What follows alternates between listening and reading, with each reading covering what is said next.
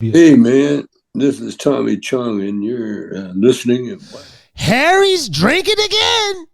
What's cracking, y'all? It's Lil Kelpie from the 1503, aka Kelpie the P, aka call me whatever you want, just don't call me broke. And I'm fucking with the Harris's Drinkin' Again podcast, one of the first podcasts or platforms to put me on. Y'all better stay following them, watching them. Stay tuned for more shit. Big things happening in the future. Harry's drinking again. Back up in the building for another edition of the Harry's drinking again podcast. I'm your host, Harry Too Scary, aka Mr. Harris, aka the NV. And to the right of me once again, for the 67th week in a row, my boy, my brother,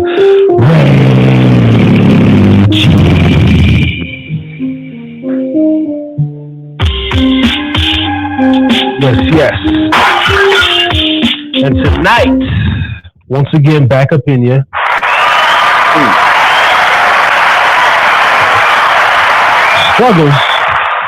Struggles is the title for tonight's show. Talk about it. Coming from you, trying these different angles and such over here. Left hook. One of the struggles with the podcast, which is we turn a struggle into a win. A win is how we're gonna go forward with the show and how we're gonna do the setup every week. Let me put you on pause there for a minute, my brother. Last week we talked about what? Adjustments. Now we're talking about struggle and how we can incorporate the adjustments into wins. Still got the soundboard, we still got everything over here, Harry Too Scary style. Tonight's show, unofficially sponsored by Governor Modelo, but here very soon, hopefully next week, first show of April, we're really going to be have our first official sponsor. Shout out to Gubba Rum. Gubba Rum, y'all. Gubba Rum. Go to GubbaRum.com. GubbaRum.com. The invoice has been sent, and they shall be at least verbally. It's there. And on paper, the first. They got it today.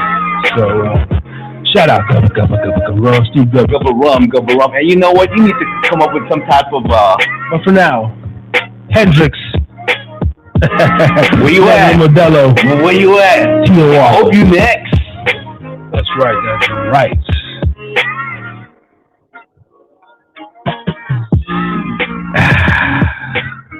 I'm loving it, man.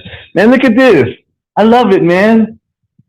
You know what? If you look at us right now, man, you're like from Lord of the Rings, you're like an Uruk-hai, and I'm a hobbit. Right. I'm gonna have to make some adjustments because I'm struggling with the pop filter over here. I really don't need the pop filter at all. Pop filter's off. Yeah. Man. So this is like what, our third week. Yeah.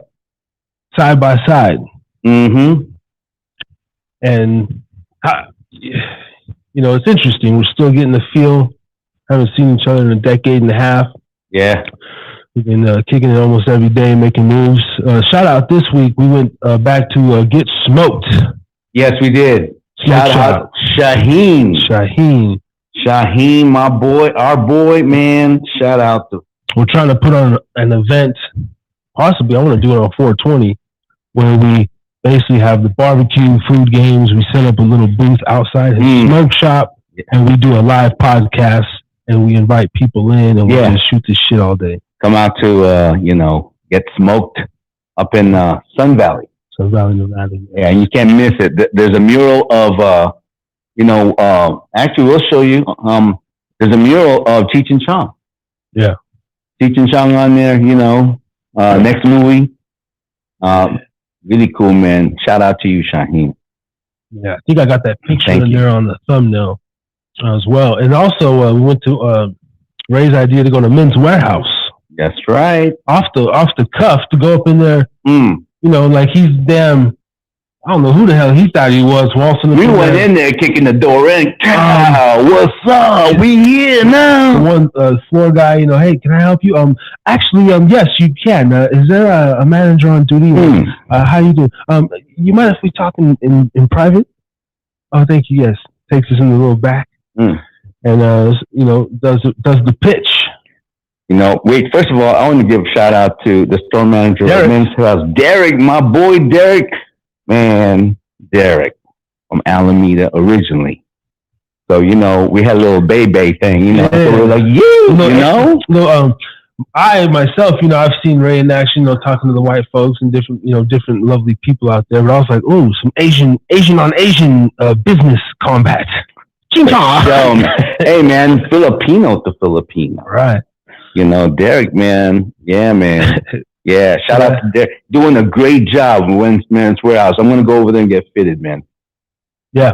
Yeah, we actually, you know, we're like, man, and he possibly can donate some suits, you know, so we can get fitted on the show. No, you know what? I tell you what. Man, we could do so much more for Men's Warehouse because what we do here, this is just the beginning, folks. You ain't seen nothing yet. Okay, because we're not going to just go in there. We're slowly. But, you know, we're in business, too. We want to make sure we got to feel you right. You know what I'm saying? And Men's Warehouse, all we're asking is, you know what? Dress us up. And then when you dress us up, we will represent. We will represent you, not just here. Man, I came from Hawaii. Originally from California. Nevada, Utah. We got people in Arizona. And all over the West. Montana, man, you don't even know. In today's market, you know, it's all about, I hate to use the word, but it is true. It's kind of a click, you know? Yeah. It's becoming a click market where it's not like you're like you know, why do people join a gang? Because you know what? The other people in the gang feel them. And when people come up with ideas together in the Galika, magical things happen, right? Yeah. Unlike what we're doing here. But we have struggles, folks. Definitely. I have shit, man. Just recent struggles. You know, struggling to find certain types of employment or the types of employment that I would love to obtain. You know, struggles with the business, setting up the show, maintaining the business. You know, the upkeep, managing. Struggle with, you know, the kids in the school and everything, and figuring out things. But nonetheless, it's motivating. You know, it pushes me even farther. You know, I want to talk about struggles in terms of you know, trying to find joy. Yeah, amidst the chaos. Yeah. You know, life is happening, and it's not like my situation is better than anyone. I mean, but trying to find the joy is a struggle. You know, let's talk about that because this is Harris is drinking again, and you know, a certain sort of different philosophy. You know, one of my joys is substance abuse. Now, that could be nice beer here and there. When I go out, could be daily, could be every other day, right? Now, marijuana, right? Mm-hmm. But see, those are some of the daily things that I'll use. I compare it to the people that have to take pills, different sort of things, maybe in the same way, like, oh, I got to take an anxiety pill before work, or I have to do this, right? To find a level of it doesn't have. Okay, so I started taking pills. Mm-hmm. I got pills for my prostate. I got pills for my blood pressure. And you know what? Do I like it? Not a bit. Yeah. And I'm not saying I just find joy in substance abuse, but I'm saying that to like. But you're talking about like alcohol, marijuana, you know. Like little things like how I'm motivated by my family, you know, like my vision, my thoughts. Yeah. Like just my own brain makes me motivated. and where I can't get depressed because I'm always thinking of some shit. I'm always like, but through all that life stuff, like I'm not worried about having a shot or having a smoking 4 or 5 blunts or joints in the moment if I feel need to, because it brings me some sort of layer of just cool. But that's just on the very superficial level. Right? Superficial or superficial is fake. So yeah. That's on the more just worldly level. Like on the deeper level, that's where my son lies, my daughter, like my family, and my visions for myself, like seeing them through. So, I'm looking at his situation 10 years down the road. Going to the coffee shops and writing, reading the journal, things like this. That basically what you're saying is that you want your children or your son to basically do all the good habits that you like to do. All the good, yeah. And if they're gonna do the bad, they're gonna do the bad, but they're gonna have like the coolest motherfucking dad to show them through the ropes. Hey, I tell you what. I mean, my kids, they're all right. I hope this audio doesn't cut out, but I do want to charge the phone here. It should be good. Oh, it's not plugged in. Okay, plug it in. Yeah. But let me. Yeah, this is a good segue. Real quickly and briefly, man, if you would like to expound on your experience last night. Oh, okay. Because you finally started something that you've been talking about for a long ass time, especially here on this platform. Yes. Well, I would like to give you the floor. And how was your experience in your first night doing it for yourself? Like after seeing myself and Beeline and Steady and all the people that we've been dealing with, and then the last couple of weeks seeing the behind the scenes process, the setup, the breakdown, and then think like, damn, I haven't even edited yet, and all the things. But what was your overall experience with your first live stream last night on T3? Okay. First of all, it was challenging. I mean, I've been so spoiled having Harris just basically take care of all the technicalities, and all I gotta do is show up and light up. But last night when I started the first episode of Talk Teach Truth, please subscribe, like, make a comment, and I was the one that's kind of like in the, in the control booth, and my co-host, I give a shout out to brother Dave Corte, my college buddy. But overall, the experience, it was great, man. It finally came to fruition, man. And the topic that Dave and I had last night, just catch it. It's called the nature of humanity on my YouTube channel called Talk Teach Truth. It's really simple. T3, triple T. Oh yeah. Yeah. We're gonna make that a hashtag T3. T3. Shout out to Ulysses, man, Luna, man, aka Pitt, up in the building. What's up, Pitt? Harris Drinkin. Another day in the land of the West. That's right. Nagadon Modelo, man. Yep. Man, shout out to all of our subscribers, all of the ones that are watching us on this channel and other channels out there. You know what you are. Yeah, Sunday night I'll be on the Beeline Entertainment LLC or Live on the Line. Beeline. He's one of the podcast bros.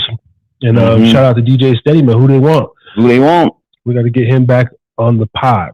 Yep. Us podcasters, we have to kind of create this network because we all got to learn how to make Harry's drinking and again. Get through our struggle. Yeah. That's right. And because we're making adjustments throughout the struggles. You see the wordplay that I'm putting on the titles. I feel you. So when if we get to 75, when we get to 75, 80, it's the struggles through all the tension, right, all the time that it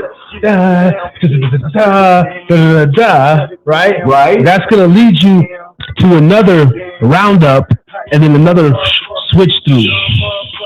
So and then magic just happens, you know? yeah, so pay attention to the titles. You know what, too?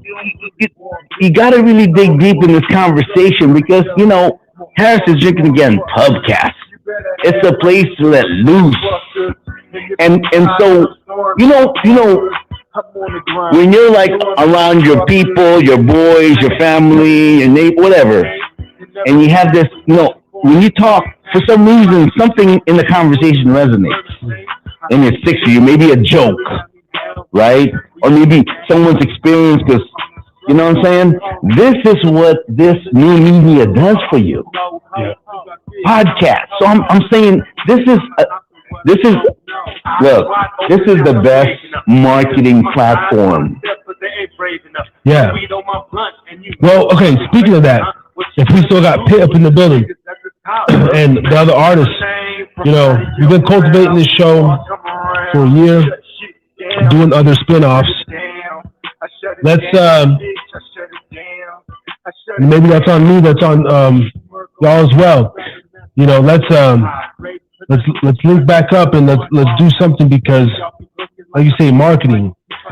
We're I think we're, you know, what Beeline's doing, we're in a position now to where we can, and it could be very small fees or whatnot, but we can charge for promotion and different things of this nature.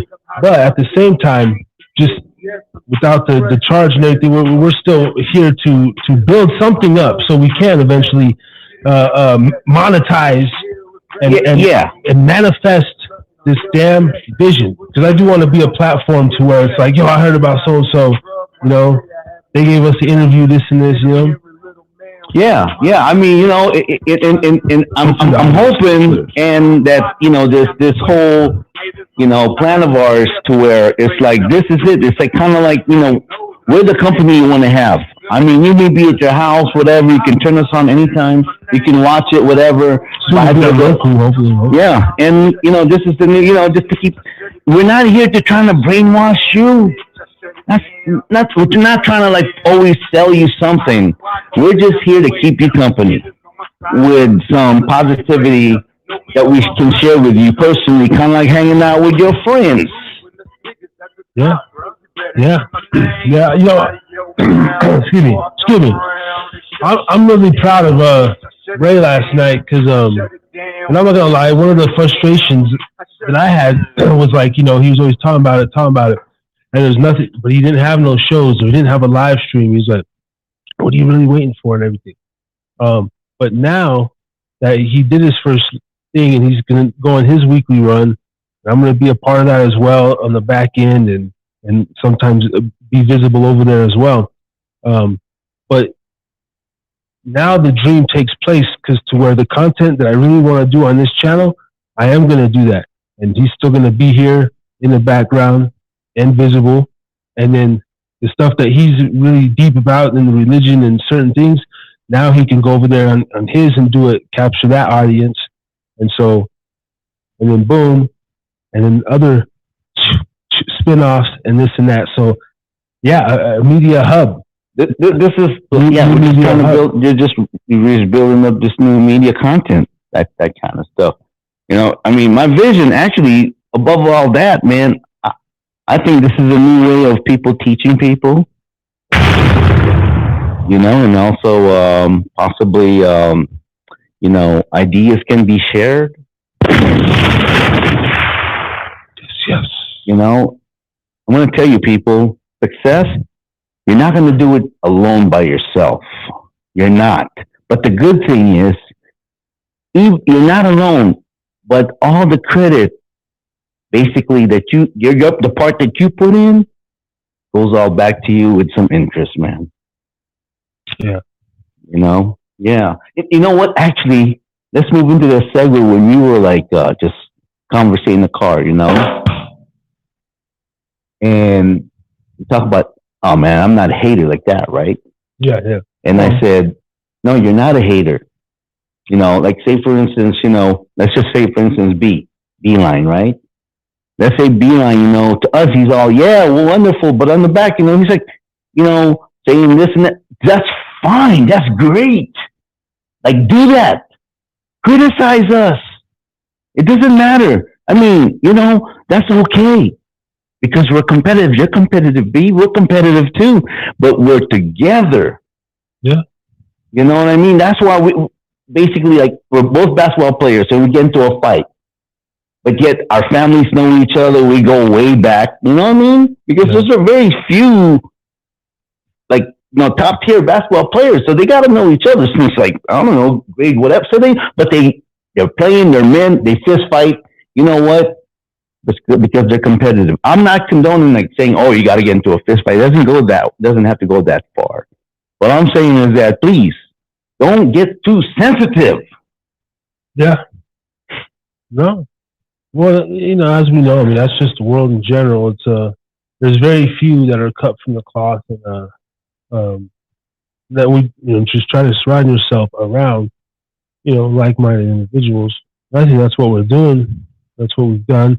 At the same time, man, everyone there's really nothing different that we're all doing. The next evolution in podcasting is going to have to be a technology invention, as far as I got a different setup. I got different sounds. I got different lights. But at the end of the day, we're all of us sitting here talking, conversating, trying to get our spiel across. Conversations will never go away. They won't. I think it's going to be... I think because of this, it's just going to open up more. And if anything, though, remember on a few weeks, a long time ago, the conversations are going to be taboo. They're going to try to be outlawed. Yeah. Oh, you're right. To where you're going to have to come, from a garage or, live from someone's basement. Some kind of cave. Oh, yeah. Hey, you know what? And they're going to try to jam the internet or something. You know what I mean? Oh, yeah. Wait a minute. You're talking about Jesus? Wait a minute. Hold on. No, we can't allow that. Then I'm going to be Talkie Truth will be up in the caves somewhere. Yeah. Just like that's the scary part, man. Hey, that's true, man. Hey, back then, I don't know what year in time, they call them the Waldensians, bro. They would put scriptures sewn, and they'd be in caves because they were outlaws. If they see one of them, off with your head. Okay. This is another thing that I thought about a while ago. Mm-hmm. Have you heard the term thought? As referring to women? Thought. T-H-O-T. Yeah. What does that mean? Tempting something it stands for some bullshit. No, I heard it before. I had one of my friends from Vegas told me, but I forgot. Thought. Yeah. Thought. And then there's some female rappers made a song called Tatiana or something. But anyway, this was another one of my deep reflections, my heavy drinking reflections. Ooh, let's talk about it. Because a thought is something you call a broad or, just a low-level biatch, you know what I mean? Right. She's a thought, Hey, come through, I got a couple thoughts over here, whatever, Okay. But listen to this, though.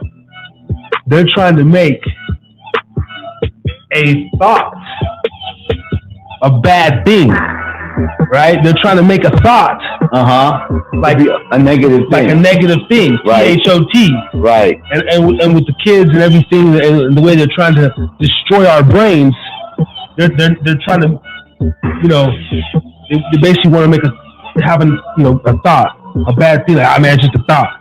So then in the future, use your thoughts. Trust your thoughts. It's it's just a thought. It's just a thought. Oh, in other words, it's they're trying to change. They're changing up bad. Bad is good. Bad is bad. Bad is real. I mean, what is bad, right? Kind of like that in a way. Okay. No. I feel you on that one. That's deep. Just a little, because all the kids are and then the girls are, I don't think they're bragging about being thoughts. But I don't know. She's a thought. I don't know. You know what? Is that a popular word? I mean, yeah, it is. There's a song about it and shit. Yeah. Oh, okay. It's definitely popular. Wow. But anyway, that's just a random rant. Yeah. A thought. That's what you do at Harris's Drinking Again Thursday Night Rant. If a thought comes in, talk about it. Damn. That ass. You know what I like about this setup here? I was saying before we were going live, I got my coat and everything. I feel like, like skipping Shannon or like we're doing the Monday night NFL broadcast and we're in the booth. I kind of like it because I can dance and everything, and I'm an anti dude, man. I like to move. Right. I like to keep my feet moving and everything moving. You think you would be able to be a sports broadcaster? Like actually call the games like the way? No. But like one of, you'd have to follow a script. But let's just say this is a thought that I have, and this is another type of content that I want to do. So we can't really show any games because of the whole laws, but we can watch the game and give dialogue on it. So I was thinking maybe like in the NBA playoffs or even March Madness, like Final Four or something. Right. We like do what we're doing here. We do a show off the cuff, and we like try to call a game. Oh, okay. Are we? But like our way, like yo, he's at the top of the key. Sure. Like he's at the top of the key. Oh yeah. You know what I mean? Let's do it. He passed it to the corner. No. 17 Like seconds in left. other words, the audience are actually gonna, kind of like how a real viewer watches the game. Yeah. And you know what? Well, we're doing that because we have the information, their stats and everything. Because that's how my son Dylan and I talk about sports. I tell him, son, don't get all hung up with the whole because he's a star or because. Look at the game. And look at how these professional players play the game strategically. Right. Where they maneuver. That's how that's how we talk about sports. And what happens is that, have you ever watched sports with someone that kept betting on that game? You ever watch sports with anyone who was a gambler? Yeah. Bet? Yeah. I did. And I gotta tell you, it's not fun because it gets to the point where, because they're concerned about making money, that when they talk about the sport, it loses it.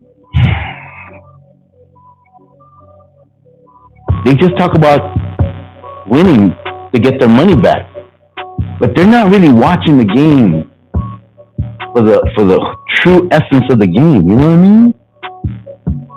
So many people, they buy their gear. They invest their money. I know guys that will buy gear of their favorite team all day, every day, because I represent. But then when you really get down to it, okay, do you really know their game? Or do you basically just know them because, he's a star or whatever? Yeah. You're going to have to give me 1 second because since I put the phone on the charger, it's draining less. Oh, really? And we're already at 7%. So what should we do?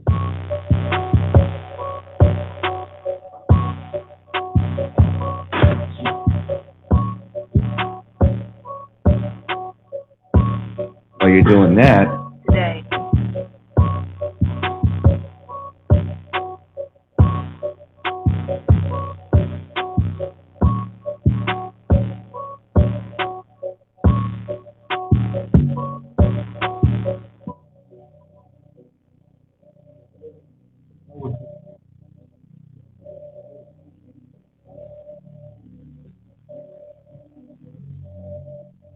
Purchase your tracks today. I want to give out a shout out to Joey R. That was his track that you were just. I shut it down. I was Joey R. Wherever you are, Joey R. You know where we are. We know where we are. I'm back in Reno, brother. If you're still here, I met him in Hawaii. Shout out to Joey R.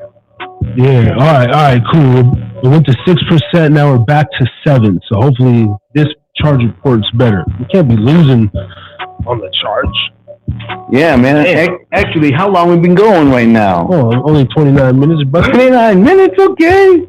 Only 29 minutes in, and I'm gonna do the first shot of the night. It's a little nippy actually here in the It's good. That's why I'm wearing gloves. I got my hat. I got my thermals underneath. I'm prepared. I just got the sweats, a little Harrison Drinkin again tea. And well, you're battle-born, man. You're used to this kind of weather. Me, I should have worn my Wolfpack beanie. beanie. From Hawaii, man. I'm a little sensitive, weather sensitive, but I'm adjusting. That's right. It's time to get busy on the Harry's drinking again. soon to be Gubba Rum. Gubba rum. Gubba. Man, we got to come up with a tune for Gubba. You just don't know what you're getting when you sponsor Harris is Drinking Again, Pubcast Media, Blind Dog Media Production. You just don't know what you're going to get. I wish I had some more beats. I don't know if I leave the screen if it'll.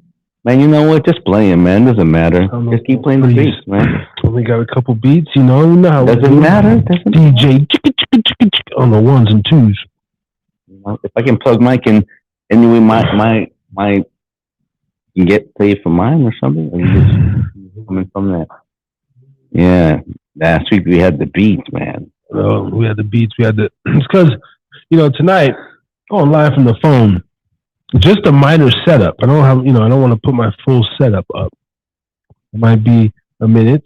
Well, you know what? This is the perfect segue for us to talk to what our topic is again. Struggle. Last week we did say something about going live from the Reno Hive. Mm-hmm. And I just didn't get around to booking it this week. But it'd be cool for like one time, but it's not going to be a permanent location unless we get an office. Yeah. Yeah. That's the next in line. But maybe this is the next phase in the show and everything. Is like still doing a dope show. We got the mics, got the booms, looks legit. That's never going nowhere. And this is I'll just say this to the couple of people we got watching here and on Twitch and Facebook. Mm-hmm. Shout out to Facebook.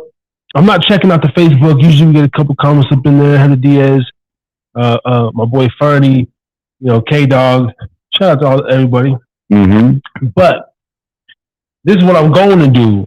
And it's already done. It's just on the way here. But a backdrop is coming, a green screen. Now, whether they see green or not, if I get the proper software, we can make it look like we're in Tokyo, Paris, anywhere on the beach. Everywhere. International, baby. We're going to be international. But at the very least, I'm just the new format will probably almost be like this. Mm-hmm. And I'm just going to have like a 6x8 backdrop. 6x8 backdrop makes sense. And then, so realistically, nobody is going to know where the hell we could literally be in a bathtub, in a bathroom, at a KFC. You will never know. We just put the backdrop up. You will never know. You will never know. It's a mystery, So, and that's one of the next ones that I like. And then plus, it's on Amazon Prime. They got the little photo lights and the backdrop. It's going to be tight. It's going to be tight no matter where we're at. I trust your judgment. It's going to be tight. And it's simple enough that maybe a phone, maybe a tablet would even be a little even better. But this is all you need to run a podcast. Yeah. I mean, this is very mobile. 2 booms, 2 mics, 2 headphones, and the podcast board. Yeah. And a camera. And all we need is maybe if we can get I should have brought my my heater. I forgot about that. But it's okay though. I came here straight from work, so last week I didn't get cold until about the last hour to 30 minutes. Yeah. Nah, actually, you know what? This is all right, man, because when it's kind of cold, it keeps you moving, keeps you energized. If it's hot, you're lazy, you know what I'm saying? Right. Remember those times in Hawaii when you were doing the show and I was sweating, dude? Yeah. I was sweating, dude. You can see my sweat. I was over there like, damn, Ray J. And then sometimes the wind like blowing a little bit. Yup. Maybe it's still that hot breeze or that warm breeze. It is, man. It is.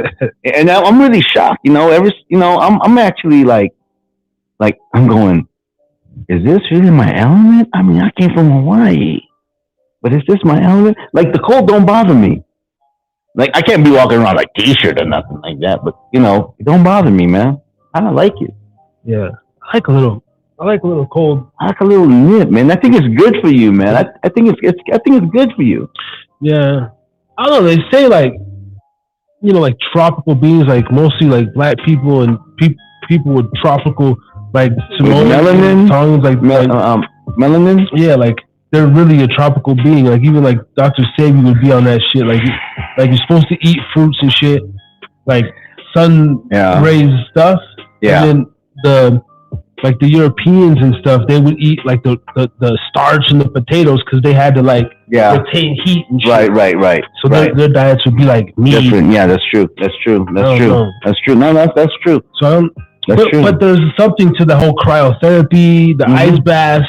I mean, there's something to that too. So actually, a simple hot and cold when you take a shower. Yeah. Hot, extreme hot, and then switch it up to cold, and it shocks the body. Yeah. And I used to wonder because when I was a kid, I tried to end in cold. Yeah. Me too. I like to end in cold. Like when I was a kid, it's kind of like, oh, you just showered, you can't go outside, and I go, why? Because in Tagalog, you're like, oh, mahamo ganka. Like the mist or whatever is gonna make you sick. And I always wondered about that. And I go, and then you start watching these movies, like the Native American Indians. I mean, it's like they walk around with no shirt in winter. Like, how did they do that? How come they don't get sick? Because now I realize, no, the more your body adapts to different, like 4-season weather, you're really like, I think it's healthier for you. Yeah. Because your body goes through these different changes rather than weather just a little, because I was in Hawaii, I felt like people are going to be healthier. Yeah. No, they're not. No. Well, that too, there's something to people who have to deal with reality. Like even in Vegas, it's not normal. Like these motherfuckers only around monsoon season might have to worry about some little flash floods, but like out here in different back east, there's something about getting out. Like every morning, like have to de-ice your car, get out there and shovel snow. When you live in a literal paradise, you lose sight on a certain tone of reality. Like, and then your patience starts running a lot shorter. The earth is not. I mean, in that part, what have you? But the reality is, like, you're not just gonna wake up to 75-degree weather every day, and your life's gonna be peachy keen. Right. I mean, my car right now is still. I wash the outside, but ain't no point in washing it all the time. Yeah. In and out, the mud, the this. Yeah. You know why? You know why people do that? Because I grew up in California. The weather is pretty much okay. Northern California is a little colder than Southern California, but you're looking at, and it's really beautiful. And so you always gotta wash your car nice, because you're always rolling and everything. But over here, because the weather changes so abruptly, like in Hawaii, it's like, Hawaii is different. And in Hawaii, basically, we just don't have space. It's too costly to put the car in the garage. Right. So, so a lot of cars are either out in the carport. You have a carport, that's good, or out on the street. So I'm going, why even buy a brand new car in this place? Yeah. Have a garage for it. You know what I'm saying? Yeah, you lose sense of that. Even a lot of the places in the Southwest region where they have like rock landscaping and stuff. There's something about a man, even just from my perception, I've never been that man who owns a home, had to wake up and do this, but I did. I want to be that man, right? When you travel down the street and you see a man like 7 a.m, mowing his yard and like doing that kind of shit, he got a different pride than the person that just lives in like an apartment or something, or a condo downtown Santa Monica. Yeah. And he don't got to worry about no fucking weather, no. And then so he does other things like jog or go to the gym, that kind of stuff, or do all those stuff. I think that's why it's dope out here too, in Nevada in general and parts of Utah, because it's like it's still built off like ranching and mining and pretty hardworking people, warehouses, people that just. I want to say it's pretty humane. I mean, it's human over here. Yeah. You're just you. You're the people are friendly, and and they're polite, and and it's got a good vibe. And I think now that we're here, we're gonna spread that vibe even more. You know what I'm saying? Yeah. It's gonna be like, yeah. And the reason why I say that is because in Hawaii, with the aloha, it's really there. I mean, it's becoming less and less, but it's really there, and you feel it when you're around people, like say a get together. It just has a very like a home feeling, a natural home feeling. That's what I can say about it. And I would like that to be Reno too. Yeah, absolutely. To shift gears a tad bit, I want to bring it back to like men and manhood. Mm-hmm. I read something this week.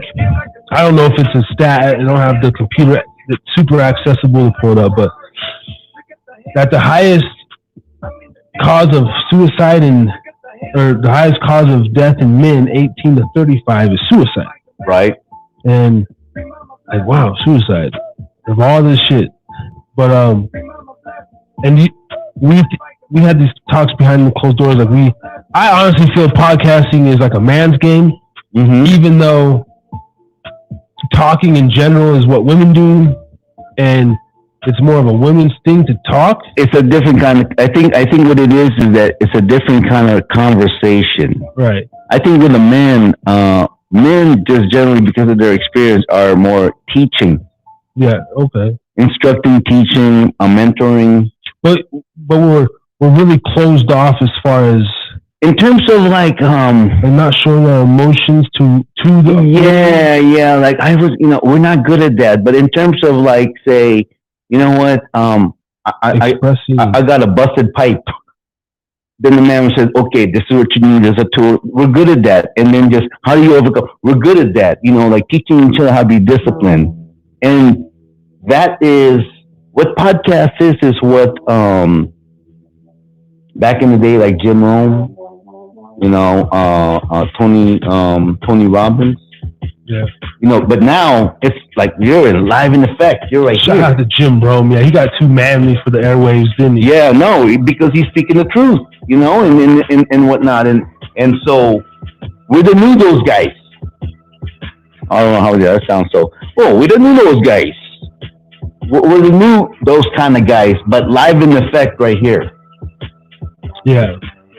And so, do you think, like podcasting? Because when I read that stat, and I was looking at some of the comments, I read one good comment where one of the commenters said, because women naturally, even when you go out, right?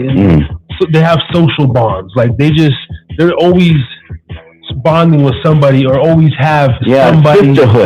Sisterhood, or like, which is good, or a work husband, or some sort of guy that's always, I'll get the door. Oh, you're gonna go to lunch. Wherever the fuck they are, they got so much attention, so it's more natural. And then men, another commenter was like, he literally just said, he's like, I haven't laughed with anybody real in years. I go to work, I come home, feed my fish, play my video game, whack my pud, and go to sleep. And it does it again. Like, a lot of men really have these. Because I was just thinking about that. Do you think this is like with Thursday night rants and different things? This is a way to. Well, you're kind of like saying a lot of men kind of became emasculated because they really don't need to, Okay. Women with other women brag about their men. But your woman around you will never do that. In fact, they're gonna act like they're complaining and they're not happy and everything. But around their girlfriends, shoot, they have men competition. My man, he naked. My man, he driving. Mom, you know what I'm saying? That's how they are, and that's how we gotta understand. To us, they talk a different language. Yeah. To each other, they're like, they're bragging about us.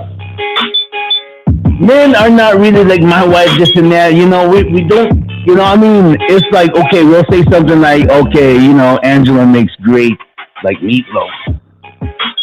You know what I'm saying? Something like that. Yeah.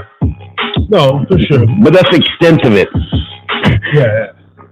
Yeah, it really is, yeah. Because after a while, when you have a guy that's, oh, my wife this and my wife, after a while, dude, man, go home to your wife, man. Get the fuck out of here. You know what I'm saying? Get the fuck home. Get the fuck home to your motherfucking wife. Yeah, you know, you need a mom. I mean, I'm not, you know, it's just, man, have some time for yourselves. And you know what? Expect that when you go home, your wife is going to say something to you. But you know what? She's going to have to be like, look, babe, you know, I got to get some, you know, and then a lot of them are like so insecure or something like that. They're going to say something like, well, I'm going out too. And then you go, oh, no, I'll stay home. You know, I don't know. I don't want to talk too much about my relationship, but that's one thing I do like. No, don't talk about your relationship. But just general. Yeah, but that on a small tip, that's one thing I do like. There's just enough sass, just enough Latina-ness where it's like, can't fuck with her completely, but there's also just enough Latina-ness to where there's still that naturally submissive side. I wish it was a little bit, you know, boom. But she's okay with like playing her role like man and woman. That's how it should be, man. Because it's kind of like a dance. These new generations, they don't get it. Yeah, and that's why last night on my show, Talk Each Truth, we were talking about like the way couples dance today. You know, like you know, you dance on dance moves where it's like they're spooning. And my friend was going, well, there's nothing. No, you don't understand. It's not that. There's something about a man and a woman dancing together and maybe like seeing each other. You know, I'm not saying it's bad, but it takes the essence away from the groove when you're dancing like that. I mean, it looks nice. Yeah, I'm not going to get, but you know, after a while, it's like, look, there's something about maybe try partner dancing for, you know what? Like, try partner dancing for once, man. Try partner dancing for once, man. If you partner dance, you know, you learn how to partner dance, man, you're going to communicate with your hands. And I think more people, please, take salsa lessons, take ballroom classes, more couples, please, take more, like, country, you know, like, what do you call it? You know, line dancing, you know, where you do the pretzel. It's beautiful, bro. You know, take the one of the swing dance and everything that they do in Atlanta and whatnot. You know, learn partner dancing. Learn how to dance with your partner, holding her hands. Men, learn how to lead. Women, learn how to follow in dancing, be in rhythm together in the same footsteps. You know what? A lot of times, that alone, you don't have to say nothing. You don't have to say anything. It's understood. That's the dynamic of couples. Yeah. But how many of you men know how to really dance with your lady? Like partner dancing. How many? Yeah. Because you said that, I want to bring up something non-homo, half homo. Let's talk about couples in men, non-sexual, for all you sick fucks out there. Because you said something interesting. Speaking, you know, boom, now that even we're in person, right? Mm-hmm. There's more of a connection. You know, even if I got, you know, tap your foot, a little something, boom. Yeah. Or, you know, like just a moment ago, the people didn't realize, but, you know, boom, pass it, boom. So we're almost dancing. Exactly. We're almost dancing here on the show, where it's, you know, I'm looking in there and then tit for tat, boom. And it's rhythmic. Yeah. It's rhythmic, you know? Whether we're on a basketball floor, if, you know, the whole Kobe in the shack, and he, you know, boom, he just throw the ball. Yeah. You don't even gotta, you know, out the timeout, you know, do big man, you know, and Kobe just get him the ball. Shaq just needs to be in position. They ain't gotta say shit. Couples, you know? I'm telling you, man, Tandems. That's how it should be. But what happened? The whole couple stuff, we completely separated that to where it's like, you know, you got to ask yourself for real. Yes, okay, I love this person, but even that level, it's like we've forgotten how to truly love each other. I think that's another thing. Yeah. We've confused it, and that's why, Oh, okay. And this is another thing I wanted to bring up. So, okay, little stuff like loving, because I was going to ask you, like, what for you is loving? Just say in the general sense, like, when you're out in public, is it just you being friendly all the time, like you, or like myself? Like, I literally never go. I don't have any hate in my heart or disdain. Like, I really never am thinking about causing any ill will to nobody. Right. I'm just doing what I'm doing. I'm here to get my milk, my bread. Boom, check out. Hey, what's up, sir? How you doing? Boom, thank you. That's my formula of like, at least just treat people how you want to be treated. So that's why sometimes I just don't fuck with people because I just don't want people to fuck with me. Sometimes I don't want nobody to even tell me nothing. So I don't. Sometimes, but even that could come off as like, but never really dickish, just maybe short. Or I don't. Sometimes I won't always make eye contact. Right. But if I'm always cordial. Like you're very respectful and everything. You're very on the other hand, I'm very like, I'll talk to everybody on the line. I'll create a, like a line dance, or or everybody's gonna be talking, and that's just my personality. And I go, why am I that way? I don't know. Let me ask. Why are you who you are? Why am I who I am? Yeah. I don't know. Well, like, not to be an ego selfish motherfucker, but not that the world would be more fucked up and perverted in a lot of ways or whatever. But if there was a million of me, a million of yous, take away a million other motherfuckers. In the general sense of like, I want to mention two things. I went into a Maverick gas station. I don't like a litter bug. I hate people that litter. Oh yeah. Apparently, because when I walked out, there was a guy sitting in his truck. It kind of looked like it was your bag. I mean, I didn't see it. I just walked out, and I'm like, and it drove me crazy. But I get in the car, and my girl and my kids looking at it too, and my girl's like, I want to go pick up that bag so bad, baby. And I'm like, is that his bag? Like, did he just throw it there? And she's like, yeah. He's just still sitting there eating. And I said, oh, I got it. I get out, and I just go pick it up. Boom. Just look at him, and I go throw it away. On the way to pick it up, I pick up a little Black and Mild Casino. It was the Casino, the orange wrapper. I pick up that too, throw it in the trash.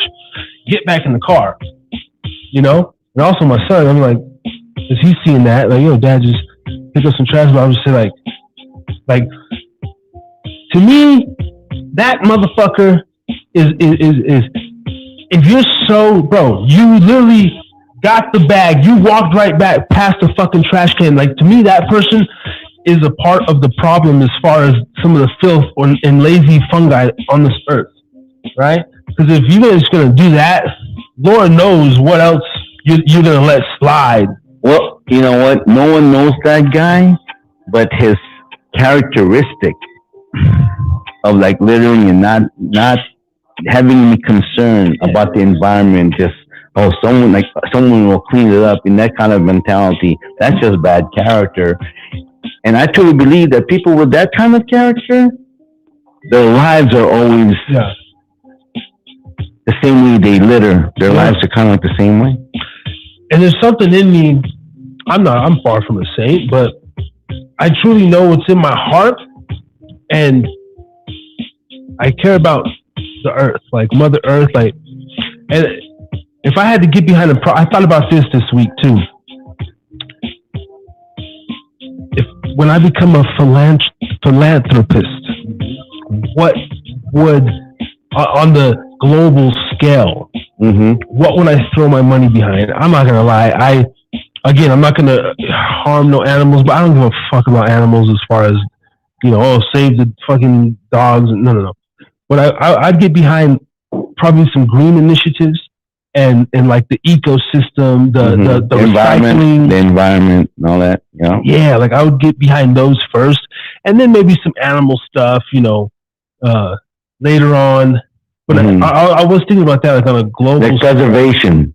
Yeah. Preservation. I'd probably be like one of the biggest donators to like Yellowstone or some shit. Or, like one of those. I would put my money to like animals. Everyone knows that it's a we need these animals for these reasons. It's part of the life chain, right? And that's what I want to preserve. Like to preserve, like just the pandas or anything like that. It's part of the inhabitants, and the reason why is because those animals need to be in that environment to make that environment flourish. We're all connected, man. You know what I mean? And that's what I would like to put my money to. That's where, and I also want to help. I want to give scholarships. Now that we're in the topic of philanthropy, let's talk about it. Yeah. Yeah. Scholarships. Yeah. Like the earthly stuff, but then I want to do something. I guess because I was raised by one, I've always thought it would be cool to start a fund for like single mothers or just and single fathers. But single fathers. Yeah. I want to start some sort of fund to where they can, similar to WIC or whatever, but you don't even need to meet none of these certain requirements. Like we provide you with beyond the necessities, not even really even sometimes necessities, but I look at like some of these NBA player contracts, these rappers that make 80 grand a show, all this crazy shit. And I'm like, there's got to be a way, like a fund, like a pool, and get other celebrities and investors to put into it where we can literally like pay, like I want to pay bills for people, like even like the little stuff to like a power bill, your phone bill, provide. I just don't want to make it into a welfare system because I kind of understand how the state works. Yeah. I don't want to do it like that because there are people that's going to take advantage of it, but I understand what you're saying. Well, like an incentive-based program, to where look, like people come to you with legit problems. Like, look, we're in no fucking handout, but what are you struggling with? Okay, if we helped you with X, Y, Z, what if like we're taking care of $388 of little minute shit. So like, what are they going to do with that time and that money that's freed up? You know what I mean? Like, have people be accountable in some way. And that is the reason why I also want to open up the financial side that we will learn. And that's, insurance, life is insurance in general. People learn about it. You need it. And it's part of really self-discipline. It's like, I know you're like paying, you go, what am I paying for? And a lot of times we're going, I could be paying for food or for gas, we worry about that kind of, it goes to the rent, right? Yeah. But, put some aside for some insurance because I tell you what, it's going to come in handy, man. I always tripped out. Like, why, and I don't know who has the powers and stuff, but like say we're president or whatever like why, if I ran a country and I was in control of shit, if you work at a fucking grocery store, okay, why must you still pay for food? Like that should be part of your reward for working at a grocery store is free groceries. If you work at good point a hospital, I mean, you should have. Actually, you know what? That's a good point. That's a good point. And then factor that into the pay. Yeah. Or not. Like, I'm just saying, like working in the hospitality industry, I see all the food that gets wasted and shit every night, right? Well, yeah. I mean, and then you still got to turn around. Oh, I made 400 in tips, but I'm spending 280 in groceries. Cell phone's 100. Boom. Okay, it's gone. I got to go work the next day. So. I think the reason why is because it's not, and I'm pretty sure a lot of like store owners have thought about that, but this is the mentality. Okay, a lot of times Harry's drinking again. It's our mindset, right? So if you talk to me, right, and I'm trying to apply in this job, right, and you say, okay, your income every year is going to be $36,000 a year.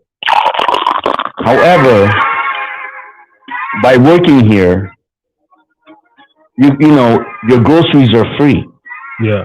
You just gotta let us know what it is. But then that part that you're getting for free, is part of your income. And you know what the worker's gonna do? Because it's a mindset thing. They're gonna go, wait, no. You mean you're gonna take my grocery out of my paycheck? They're gonna look at that when you're like, go, no, because you're gonna spend that money anyways. I know. Well, even you're gonna spend that money, but they're gonna think, no, you're gonna take that money out of my paycheck. You know that because that's how selfish the human nature is. You know. But it's selfish at the company too, because you could still pay the damn $15 an hour and give us all the free dented shit in the back. Well, I mean, wait, hold on, wait a minute. No. I agree with what you're saying, but in a way, the dented stuff. Okay, the one that manufactured those kind of stuff. Okay, they tell the groceries, look, if there's dented or damaged, no, don't give it to nobody because that's a liability. Because if anyone gets to eat those dented cans of whatever, and they're totally fine, and somehow they get sick, they're gonna come after us. So it's one of those things, you know. And no, I understand what you mean, you know. And I thought about the same way too until I realized, because I used to ask my wife. She was working for Starbucks, and she would bring these bags of like extra, extra, right? Bro, every day. And then all of a sudden, Starbucks got strict. Yeah, they said no. And I understand, but when we're talking about global issues, I know, like hunger and shelter and shit like this, it's like fuck the red tape. Fuck the lawyer. Oh, I got sick off a dented can. No. Someone needs to eat that dented shit. Like. Look, man, when you're hungry, what's more important? The red tape don't mean nothing. Nothing. I've been there. But like, is it red tape, or are we really trying to feed people? Because we can stop hunger. No, man. You know what it is? It's like getting a new manager at your job. The new manager will come in there and he's gonna start laying out new laws and shit that you hate and this and that because they're trying to like, you know, show like, hey, I'm the new boss over here and this is. You know, it's like that. And it's like that with the way our government's being run. It's been that way, the way our leadership is, you know. It's always new policy, over. And it's like people are going, fuck, man, I just want to live, yo. But you're making it harder for me to understand this stuff, you know. So, no, it's man, dude. It's man. It's us. We're clustered, dude. We're like confused. We're like, you know, it's like that's the result of having bad leaders. That's the result of having bad leaders. That's just fucked up. You know, and you know, and it's like you can complain, but that's all. That's why, on the topic of philanthropy, though, like it starts with the community and people like us, you know. Yeah, it really starts with people with the same kind of mindset, which you know that understands kind of like you know. I would love, now they're going to call it a cult or a compound. They're going to try to shut it down. But I want to buy hella acres, hundreds of acres, and then invite all my folks, your folks, you know, hey, Ray, you know, Ray +2, everybody +2, and then have everybody move out. And then like, you know, we got a ranch, like we just start our whole farming, basically incorporate a fucking city, buy a town. Because you can do this. I was looking this up as well. You can actually buy towns for like $100,000, like different shit like that. And you could go in, and I'm talking about money, like money, you know, money.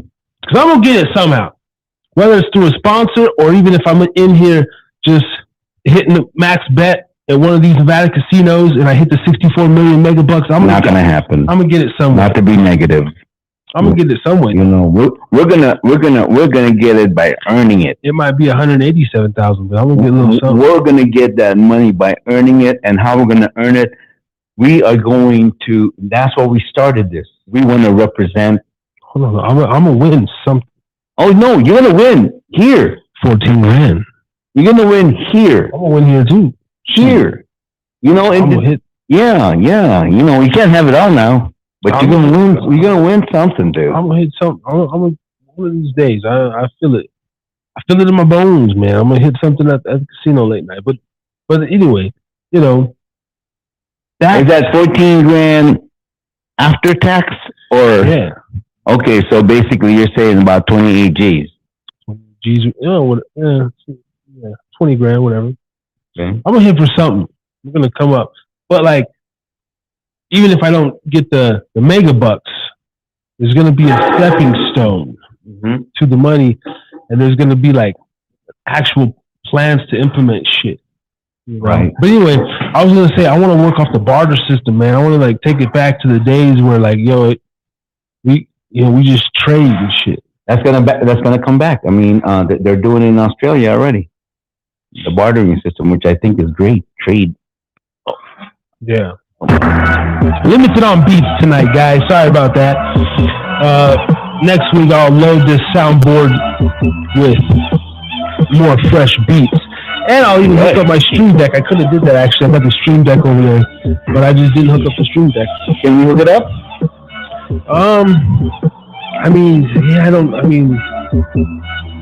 What does that stream deck do? Does it have more sound? I think I need my computer for that one because I need more plugs.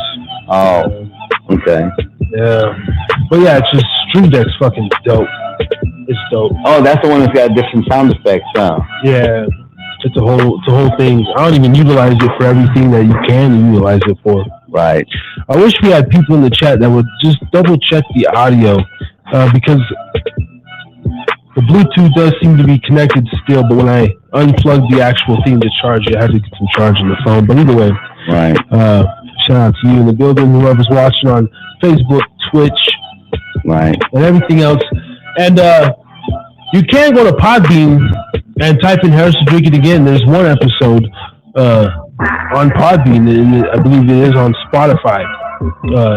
If you type in Harris to Drink It Again, they only allow you whatever 5 uploads or some bullshit before you gotta pay for it. And but I do plan to get this show out on Spotify and Apple and everywhere else. Because when I listen to some of the stuff back, just our voice, man, and the pauses and the and this and this, it's actually fucking refreshing just to listen to it. It doesn't sound that bad. Really? It sounds like a legit podcast show, especially when I put up my little twist on things like this and I say, hey. And it's like when you're listening to it, you gotta put on your radio. Because sometimes I'll put on the show and driving and I'll just listen. Yowza. And I'm like, okay. And so, like, even, we're starting to see, going forward, I'm just going to do one title a week. It's going to be a one-word title. And then, we're just going to go play with it from there, man. Yeah. I don't know how many guests I'm going to be doing. We're going to have some guests and everything, but the streak continues. Fuck. Every Thursday night, I'll be right here somewhere. Just ranting for a couple of hours, talking the shit, drinking and promoting Gubba Rum and fucking whatever other local beer I can get my hands on to promote. Men's Warehouse. Drink like a fine gentleman. The suit. And then look at the end of the podcast, put the credits like, tonight's suits were brought to you by Men's Warehouse. Dude, enable us to get our own spot with some heat and that nice background and everything. Come on, yo. Help us out. Let everybody know about this. Subscribe.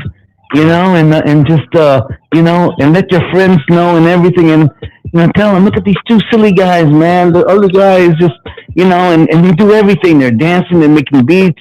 The Asian guy trying to rhyme, he's lame. I just want to let you know that I was cringy last week. I apologize. I tried to rhyme, but at least I'm honest. Not going to do that again. Until we get them really, really, really stoned. Every once in a blue moon, Ray comes through with the flows. Oh, man, not like y'all. But, you did have a couple of rides there. You did hit a couple of rides. I was like, what the fuck's going on with Ray, Wow. In the pocket. He was in the pocket a little bit. In the pocket, and I got out the pocket because I did too much extra. Yeah. Well, I want to say, remember, we're walking into Starbucks. This was going back to the humanity thing a minute ago. And a simple gesture, I opened the door for this gentleman, 76 years old, Mauricio. ¿Qué pasó? Yes. And we exchanged information. I thought that was cool because he was like, man, you can walk in there with a trench coat, brother. He said something like, oh, the last of the gentlemen. And then you like gave him your spot in line. Oh, 2 gentlemen. And just right there, opening a door. Oh, no, you go here, sir. Like, I even bought his coffee. Oh, wow. Yeah, because that's how we do. That right there, that simple exchange. Hopefully, he watches the show and hits us up. And, man, I talked to the mayor of Virginia City. Oh, yes, you did. Don't forget that. I can't forget that, man. Shout out to Mayor Jason of Virginia City. Jason what? What's his? I don't know his last name. He didn't even tell me his last. He just said Mayor Jason. I was like, all right, hey, Mayor Jason, that's cool, man. Mayor Jason. Was he a young mayor? Was he? Yeah, he's 50. What did you say? 55, 53. Oh, he's my age. Okay, then he's cool then. Okay, Mayor Jason. So this is one of the things too. I'm gonna reach out to him tomorrow and be like, yo, because he said, hit me up. I think maybe if you got time Sunday, let's take a drive up to Virginia City, go talk to him at the bar. And shout out to Twin Paranormal. They're out of here from Reno, Nevada. They got like 495,000 subscribers. Wow. They do a lot of paranormal stuff in Virginia City. On the thumbnail of tonight's show, there's a doll in the middle, green eyes. That's what I wanted to talk about. I went up there to Virginia City. I did one of those ghost tours. And you know me, if as conspiratorial as I am, the ghost bullshit, I don't give a fuck about no goddamn ghosts, man. I ain't give a fuck about no punk ass fucking oogie boogie ghosts. So my dumb ass was in there taunting them and shit. And Gretchen died. And I was like, come out, Gretchen. Anyway, there's this doll sitting there in this room. Everybody was freaked out by it. And I smacked her turtle. Like her turtle was positioned. And like in the movies, I'd be the guy that the spirit's looking at through the window, through the walls, and sees me like smack the turtle and move her turtle. And I've been sleeping fine ever since. I don't give a fuck about none of that dumb shit. If you believe it, then it's real. But there's something in my brain that doesn't allow me to buy into that bullshit anymore. And I'm not saying that necessarily it's real, because I definitely believe in the other side and all this other stuff. And then possibly the dead are walking around us right now. But there's something that I don't feel. I feel like I'm untouchable to the motherfucking, those forces, okay? Can't do nothing. I tell all fucking little oogity boogity ghosts and all that stupid shit. But anyway, I would like to do some work on their channel, because if I can, Harris to drink it again, Twin Paranormal, we piggyback off their fucking subscribers. But either way, he said possibly if you type in Howard Street Home on YouTube, comes up, has 500,000 views on their show, and said possibly he'll invite us up to the mansion, fly the drone around, and come on, Men's Warehouse. We're gonna go to Mayor Jason's house. Come on now, we gotta get fitted, dog. Come on, man. Men's Warehouse, come through. You know what I'm saying? Get us fitted. Fitted. Harry's drinking again. I mean, the thing is, we're going in there representing this and that. We want to give Reno a new kind of light. Not saying that it's not happening. It is happening here. We just want to add on to that. That's it, man. But I'm super stoked of all the connections that we've been making the rounds. Like I ran into that dude on my own. We've done some stuff together. Mm-hmm. You run into people on your own. And everywhere I go, I'm just promoting. I know you're promoting. But I'm super excited for the future of the brand now, because it's like, and a little 230 subs. He's like, yeah, we got to get those up. I'm like, fuck yeah, we do. That's why I'm sitting here talking to you, entertaining this shit.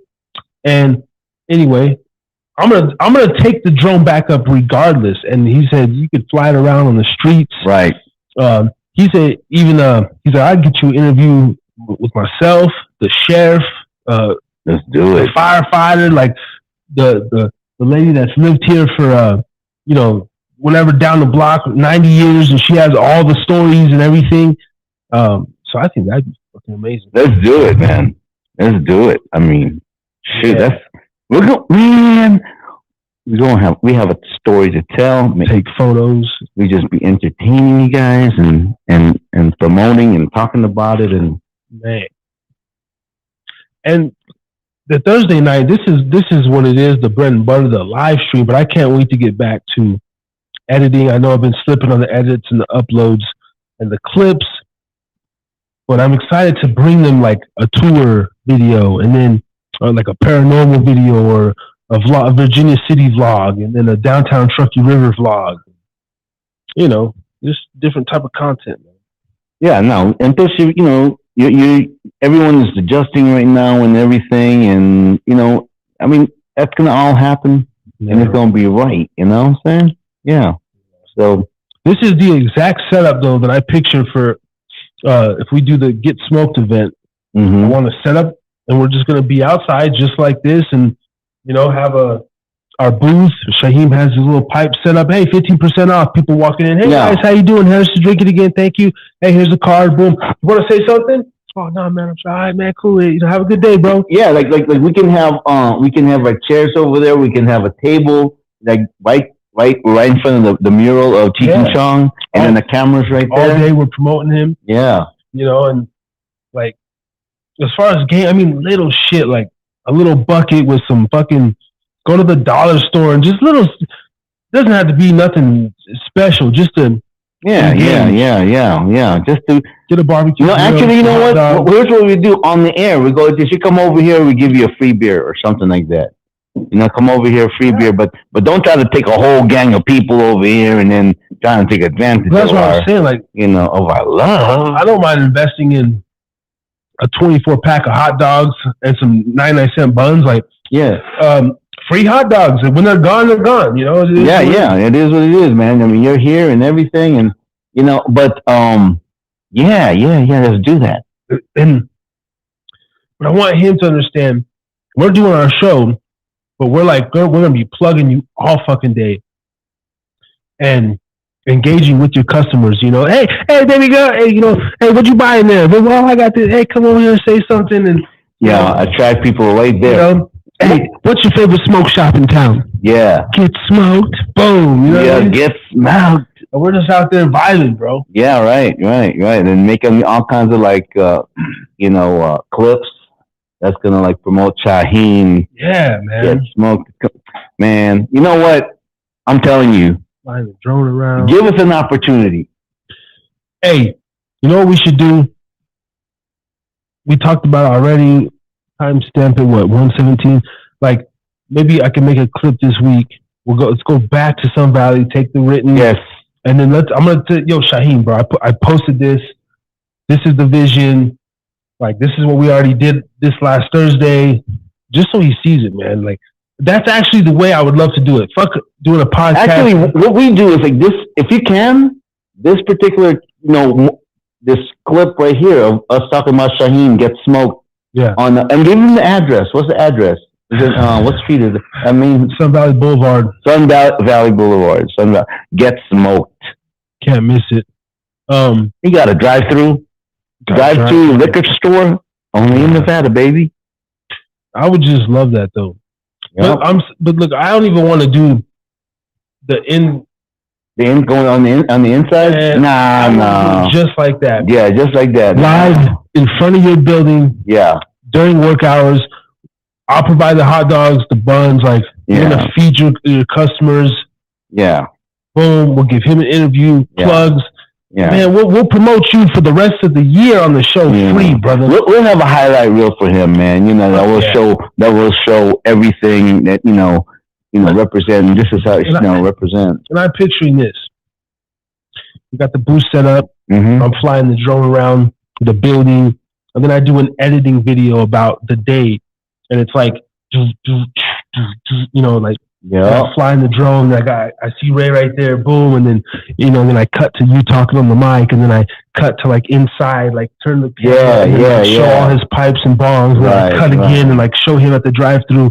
Then I cut again, and we're like frying the hot dogs, and then the music's playing, and then I cut to me like on the mic, and then we're like gigging, and then right, just like do a little reel. And you know what too? We'll have the music in the background, and you know what? When you're doing the visuals, We can even have a voiceover dub over that. Just explaining the shop, just what we have. The pipe. We have and the whole time the address on the screen, and the whole time the address and the website. And man, we're gonna do it up, man. This is new promotion right here, man. I'm telling you, Harris is Drinking Again.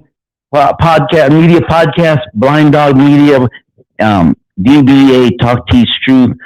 We are about to put promoting and marketing to a different level. Yes. Contact Harris is Drinking Again today. Is it backwards to the camera? Probably. They figure it out though. But then you put in the description too. All of that stuff right there. Yes. You need to get them Twitter and Twitch followers up, man. It's so hard to be everywhere at once. Well, hey, you know what? I tell you what, we'll choose the pond that we will choose the spot in the pond where we get the most pull. Yeah. And if that's YouTube, if that's, then we'll stick with that. You know what I mean? All the other ones, YouTube. Yeah. It's like, we got to look at that and everything. We got to pick our stuff, man.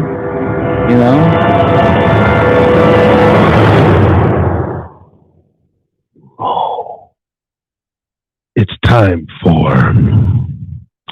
Oh no, that's like a segment. It's time for. What is it time for? Remember we talked about that, like Harry's shot of the night, or it's time for what was it? Talk Teach Truth segment with Brother Ray. But now I got my platform, so we don't need to do that anymore, right? Yeah, because I'm already got my whole show. Now now we have to come up. See, this is like, we're in the moment, making adjustments. In the moment. We're in the moment, man. We're making maneuvers. You know what I'm saying? Yeah. And it feels so natural, though. There's something about the pauses and the thoughts and like someone asked me today, what's your topic about tonight? I don't know. And at the last minute, struggles. Hey, you know what? You did say you were going to mention Tadashi 69, which I don't really know nothing about. But yeah, I mean, it was just because it was trending the last couple of days. I don't give a fuck about no Takashi either. What I will, because we're actually going to cover that Sunday night on Beeline's channel. Excuse me. Yeah, because I don't know the dude. I've seen him, but I'm going, man, he's got that tattoo of 69 on his face, dude. When he finally got the beats, apparently he was at a LA Fitness in Miami, and some Latin Kings finally caught him lacking and beat him up in the bathroom, and he was going viral again. And so I was thinking about bringing it up and doing a little something. I haven't looked into it since then. I don't know nothing about it. But from being a rap guy, I do want to cover some urban culture on here. Shout out to fucking Steady and shit, man. Where you at, man? That's why I like Steady and Beeline, because we can cover some of those more urban-y hip hop demographic topics. But you gotta watch your mouth, and that's one of the honestly not necessarily one of the reasons, but yeah, it's like me being quiet and just respectful. I know how left things can go sometimes, and I think for men in general, that's why we're pretty respectful, because we know, hey, if I get too crazy this motherfucker, I'll get punched in the mouth. Oh yeah, no, seriously, straight up. That's how men do it. A lot of times women, they talk to us crazy and they think that we ain't gonna do nothing or whatever, and some men do. But the whole lesson with Tekashi was like, karma finally caught up to him. Hopefully he learns from it, but you can't just even beyond the snitching thing. Like, he's just blatantly, a lot of these YouTubers and stuff, they're just blatantly disrespectful, and they say things that I wouldn't even. Hey, I tell you what, the words are a very powerful thing, very powerful. Like what we're doing here, we've spoken so much about stuff that this is going to be basically there forever, whether until no one, as we know, I don't know whether people will listen to it. Harry's drinking again. Or come back in 20 years. Yeah. Yeah, I mean, and I feel like I'm pretty loose and candid with my words, but I still try to think about some of the stuff I say, you know, but just naturally, I'm not a guy who, I don't really like aggression. Like, I don't want to live like, personally for me, I don't care about gossip. Well, it's gossip, but it's like I hate it. In today's world, it seems like that's the only conversation, though. But it's like a gossip, like a hate, like a hatred towards people, like. Yeah. It's like there's some people there that they can't function without having hate in their heart. They gotta hate somebody. Yeah. Someone's gotta be at fault. You know, and I'm not saying that because I'm all saying no. I mean, yeah, I get it. You know, there's some people that no matter what, you just don't vibe with. No matter what, that's just the way it is, right? Yeah. But there's some people that I noticed is that they have to have an enemy, like that kind of stuff. Yeah, well, that's what I mean by when I talk about, like, I don't wake up with any disdain in my heart or any sort of evil intentions. It's like I don't want to be fucked with, so I'm never gonna be outlandish, even in public. Like, some dude threw his these 4-way stops out here, boom, and I click, you're the right of way, you're on the right of me, you got the right of way, bro, and he over there, you know, throwing his hands up and shit, right? And I'm just like, all right, I'll go. So drive, throw the deuces. Yeah. But a lot of times, you know, a lesser man or a lesser person will be like, what? Fuck, you know, fuck you. I mean, there's that aspect. There's just, like you said, opening the door for Mauricio, and then you go ahead, sir. You know, just being patient. Right. And not being so quick to. Yeah. Not so, like being angry all the time. My goodness. What did Cat Williams says? What did he say? You hard at breakfast? You hard at breakfast? You gang banging on eggs? That's pathetic, dude. It doesn't have to be that way. That oh my God, that is such an energy drainer, voltage, reducer. Anger. You know? Anger.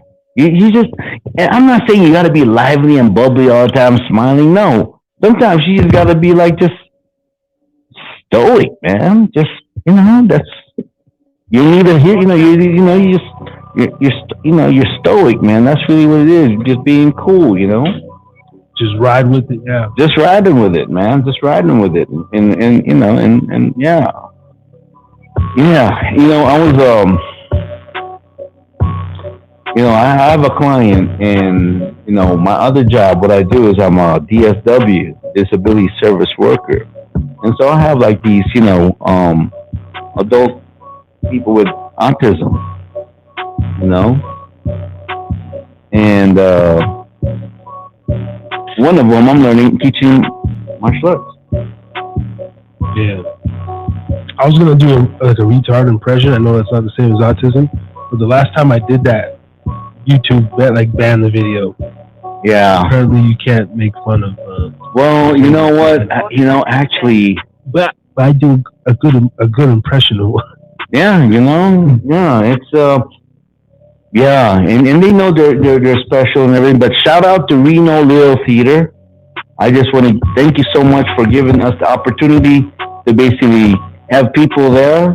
And in fact, Reno Little Theater is a good, they're a nonprofit. Is it for little people or just? No, it's just Reno Little Theater. But they've been around over 100 years in Nevada, in Reno, yeah. And they just have communities over there. Just if they have a script and they, you can donate the money. There is fees, and if you want to do. And I'm kind of like, you know what? We can do something like that. We can find people who make plays and things like that, and people to just go out there and just perform and everything. We need that. Yeah. I think I'm going to start going more hard on the Cash App. Cash App, hi the podcast, man. I'm going to start putting up in the screen more. Oh, yeah. Because need some donations, you know, and it's not from my pockets, but it's gonna go back into the show. When we went to PBS, this lady, and I'm sure if we went to PBS with a $15,000 check, they would cut us something. They'll be like, all right, oh yeah, we'll get you. I don't give a damn if it's a 20-minute doc, like, or you like, you know what I mean? There's a way to where if you want to support this channel and see it grow and see our visions grow, you can support too. Donate now. Yeah, you know what's missing in our platform is that we need an e-commerce site. In other words, people want to buy merchandise from us and everything, and not just merchandise, like in general, like having our name brand. You need to buy. Not even that. I mean, just we can have our own kind of like Amazon here, and people can just buy. You know what I mean? And what do they get from it? You get what you call points, and what's those points, man? Like Cash App. I had a podcast. Yeah. Throw a couple dollars, man. I've been doing this 62 weeks in a row, and you guys hear the vision. You got 3 people up in the building. Salute to y'all. If you ain't subscribed, hit the subscribe button. It's all right. Fuck the like button and fuck the notification bell. How about that? Ain't no YouTubers telling you to do that. Just hit the subscribe. Fuck the notifications. Turn it off. You ain't gotta listen. Just hit that subscribe and keep it there so I can get the monetization. All right? Fuck. Straight up. Give a damn. I mean, the like button helps. The like button helps too, boost the algorithm. But just hit the fucking subscribe and be gone.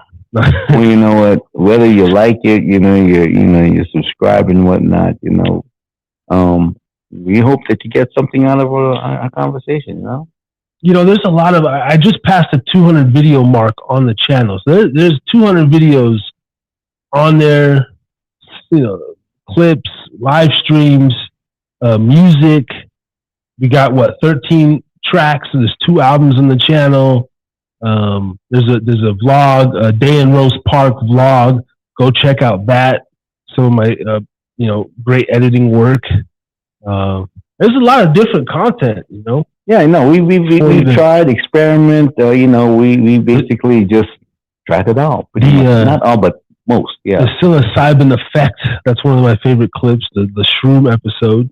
Oh man, that was memorable. The end of the year clip. There's something there to be entertained by. I told the mayor, I was like, I'm gonna go check out your channel. I said, go to the end of the year clip. Watch the end of the year clip. That's gonna give you an overview of the channel, the year in review for 2022. And I still get enjoyment out of that one.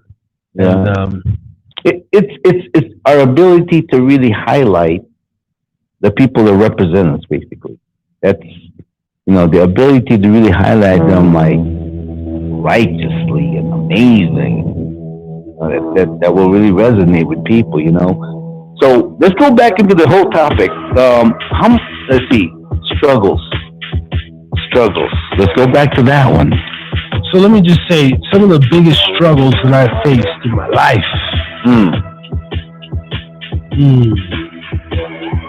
Okay, let's start with that. I mean, I got to start out from a little boy. I struggled with having Tourette syndrome, being adopted, being a black kid adopted by a white mom. I remember my first signs of racism was, before the N-word, they would just call you black boy. I remember going to the store. A lot of people would always look at us, right? But one day, the kid, I was playing or something, in those arcades by the store. And I remember a kid said, Mom, why does he have pussy hair? I remember just a kid randomly saying that. Wow, yeah. And I'm like, whatever. And so I think back to basic struggles like that, of just being the kid, dealing with bully, dealing with people making fun of me for Tourette's, because I had it bad. I was I literally hit my chest. I still do the around the house and stuff. Right. And so early on though, those struggles, right? Mm-hmm. Which built my armor in a sense, built that thick skin to where oh, okay. Then I started to get older, and then the kids' jokes and stuff, they didn't they didn't work anymore, and you start to figure out yourself and who you are. And then like fast forwarding, of course, like struggle with like drugs and I guess teenage depression and shit like that. But was it because of that drove you into the drugs and everything? Is it because of that? I think it was a combination of that and like moving around. Like for those who don't know my story, I went to about 18 different schools before eventually dropping out. Moved around like 7th grade. I think I was at basically a school a quarter, like 4 different schools. So there was a lot of. You went to 4 different schools in 1 year? Yeah. Wow. And that happened like a couple times, like 2 and 3 schools a year. Right. So there was a lot of that, figuring out who I was, being on prescription pills, also going through puberty, also dabbling in recreational drugs, and struggles with weight and drinking soda. And then when I was 18, I had my first major epiphany. It was a dream, a literal dream. And then when I had that dream, it was like my first wake-up call. And I quit drinking soda. And I went on like a 30-day detox mentally and everything. And then I pretty much don't really drink soda. What drove you to do that? What initiated for you to just cold turkey? Like, nope. I had a dream. And what was in the dream? What did they say? Like, don't know. What can you remember? Do you remember what the dream was about? I was being challenged and I was being tested. I was being challenged by my stepmother. Shout out to you. She's a great woman, but she always challenged me in my life, and still to this day, she questions you with a question. Like if you ask a question, she'll ask you a question to fucking understand why you're thinking and all this crazy shit. It's pretty good though. It works. But I was going through some spiritual battles as well. Always, that's been a main thing in my life is a spiritual battle. Okay, let's talk about that. Okay, spiritual battle meaning how like what was the I would say what hurdle or well when I was younger, I used to believe more in the spooky stuff because I had some like I hallucinated one time and they had to take me to the hospital. And you couldn't tell me that what I seen wasn't real. Okay. But when I got older, I think of like how to debunk stuff. So I'm like, oh, it could have been this, could have been that. But there's always been like a dark presence around me. Not so much these days. A little bit still there. But didn't you also say that you were taking medications too? Was this the time when you were taking medications? Yeah. And see, yeah, I think that's part of it right there. Well, one time when I had this hallucination, I was seeing some crazy shit floating, and then I had this cup. It was like this football cup holder, and I had some pencils and pins in it, and it fucking turned into a claw, bro. Like I thought it was a claw and shit, and this shit came to life. And like, were you on something or you were on medication? I was like fucking 12, 13 years old and shit. Oh, okay. And but I go to the hospital and the doctors say, well, because I recently had I think I had switched to medication or something. They were like, well, it could be a thing. And they telling me like, oh, he could be schizophrenic and all this shit. Are you serious? Yeah, because I already had all the other stuff. And they're like, well, he could be, and but anyway, like. So going through all that, right? Right.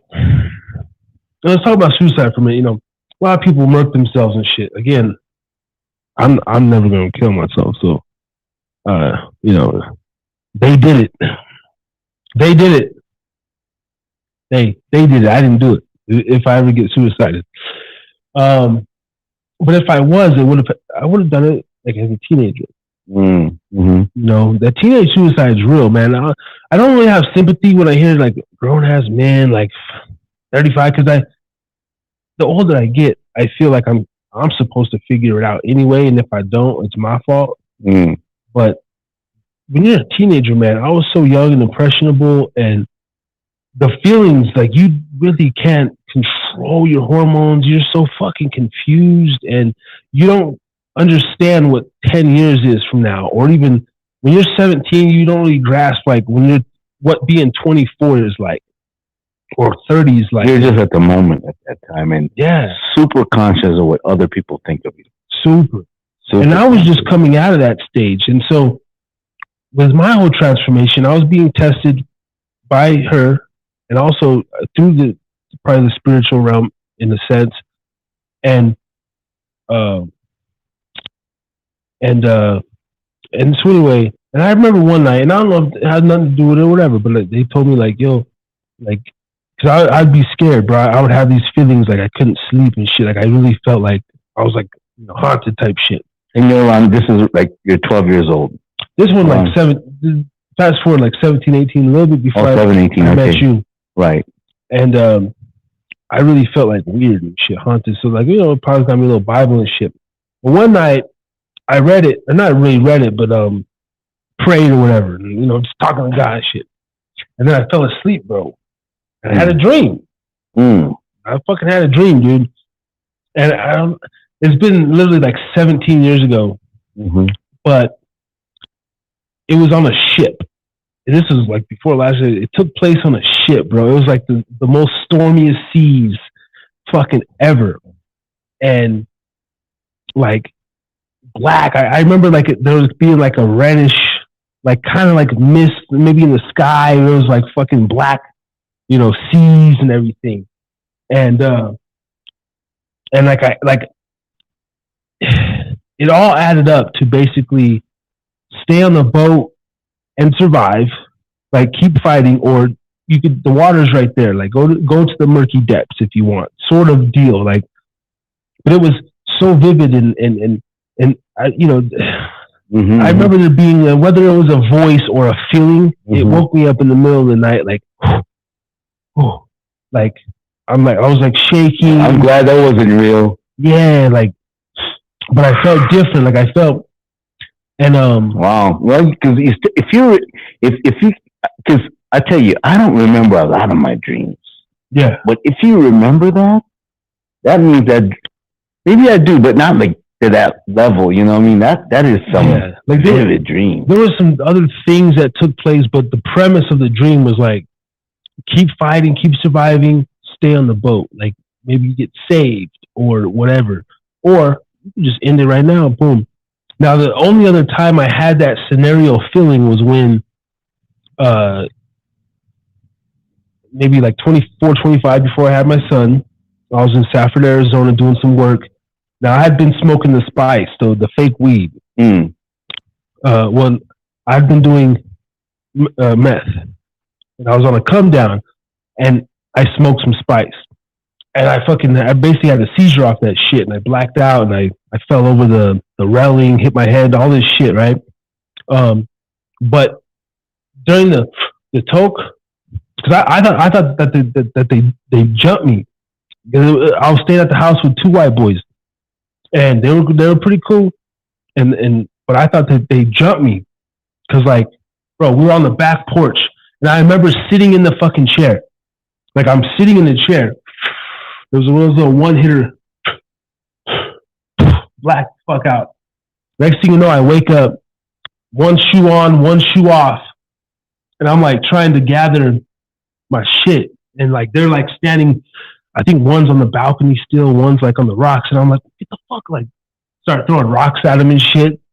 And I'm like, get the fuck away from me, motherfuckers! Like, what you do, bitch? Like, I'm just bro, calm down, dude. Like, blacked out or something. I'm fucking tripping. Anyway, during the course of this, I feel like it was, let's call it Satan or whatever, but it was like all black. Again, there's like this reddish mist. I don't know, there's something to this red thing, right? But there was like kind of like a movie, right? Like a spinning black reddish tunnel. Right.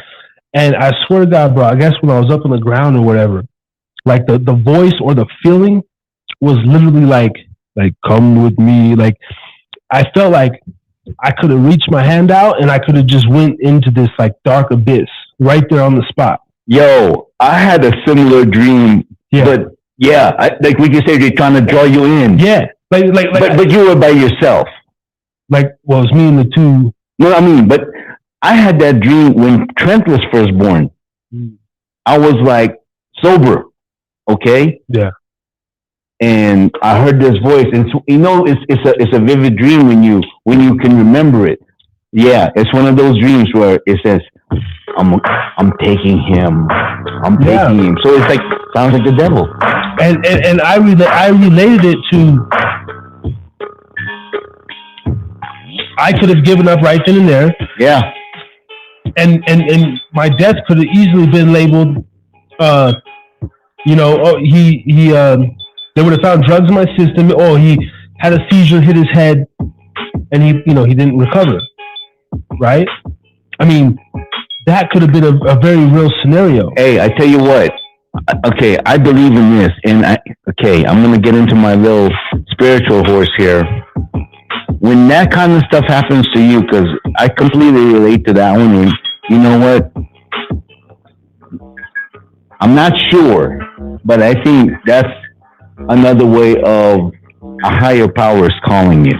Yeah. Because I truly believe that in this world, the devil has this world in his hands. Because the devil even told Jesus Christ, if you do this, so the devil runs this world. And because you said you prayed whatever, right?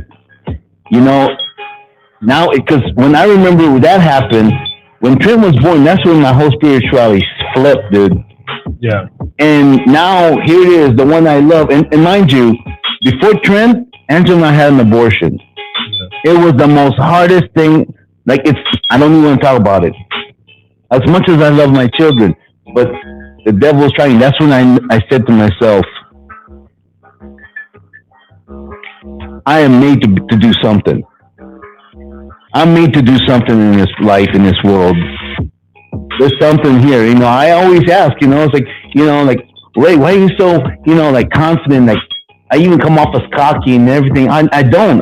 Trust me, I'm not. I'm fairly humble, dude. I just like to be funny, I like to have fun. But I'm just very comfortable with myself. Yeah. I've always been that way. Yeah. Yeah. So, a few days after I had my incident, one of the guys at the house, he had a similar incident. I'm in my room. He's and the other guys, we're all in our rooms. I hear screaming like bloody murder. Ah! Ah! Get off me! Ah! Fucking dude runs out the room. Fucking, I open my door, I run out.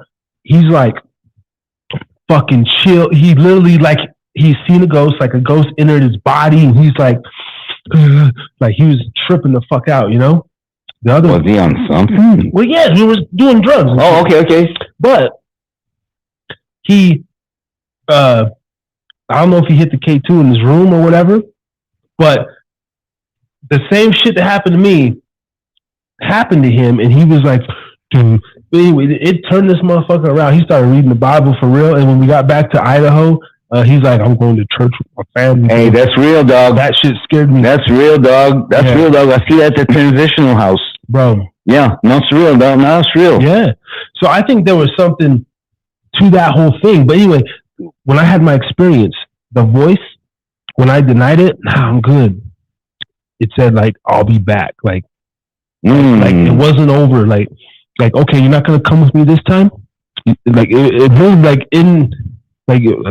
not probably heard it, but it was that feeling I'll come back. I'll be back. Wow. Yay, man. You know what? That's not to be played with, bro. Yeah. That's not to be played with, man. No, and then I go smacking dolls and shit in the haunted house and shit. That's not something to play with, man, because I tell you what, man, darkness runs this world. Yeah. And I'm not into the whole googly goo or I don't believe in all that crap. But I believe that if you believe darkness, it'll come to you. And that's why I find comfort in the word, because you know what? Yeah. I'm like, well, and that's why I keep my mentality, I know it's there, but at the same time, man, I ain't tripping. I'll go, you're not gonna scare me, don't, the bathroom's haunted. Motherfucker, I gotta take a piss. Get the fuck out of here. Like, Yeah, I mean, that whole like, thing. I mean, it's like, if it's not going to kill you and it's going to show you, get the fuck out of here. yeah, like, But, the whole, to some people, at that level, they're scared already. yeah. To a lot of people, and like, superstitious and... On even the godly note, my mother told me this very thing, and she's very spiritual, in tune with all that stuff. And she's told me several occasions where, matter of fact, Pitt said the same thing. He's trying to read the scriptures and he heard a loud thump. And in his mind, it was the entity trying to get him to not read the scriptures. Yeah, all the time. It's going to challenge you. When I was a young man, that's true. My mom was real sick in the hospital on her deathbed. Like, she was real sick. And like weeks and shit. And I remember like going to the hospital, like my dad would like take me there and then would leave in the evening and then like come back. Like she wasn't at home. And then later, and she still tell the story, and it's her truth, like I believe or whatever.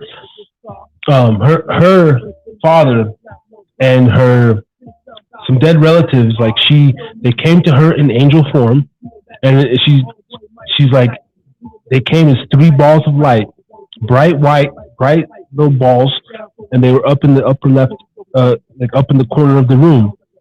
And she said, you were down in the hall playing. This was at my grandma's house at the time. So she was in the bed, like a trailer. She looks at, she's like, you were in the hallway playing, and 3 balls of light appeared, and it was my grandfather, my dad, and his something like that. And they literally said, they told her, like, come with us, like you'll be better, like come with us. It's in the pain. And she literally says, she's like, I told them I can't leave you. And she like pointed her hand. She's like, I have to stay for him. And they said, okay, like they were cool with that. But she swears, she said, if I would have accepted that, it was this weird moment, this spiritual thing. She said, if I would have accepted that, I would have died that night in the room. And she said, I told them I can't leave my son. And so that's why.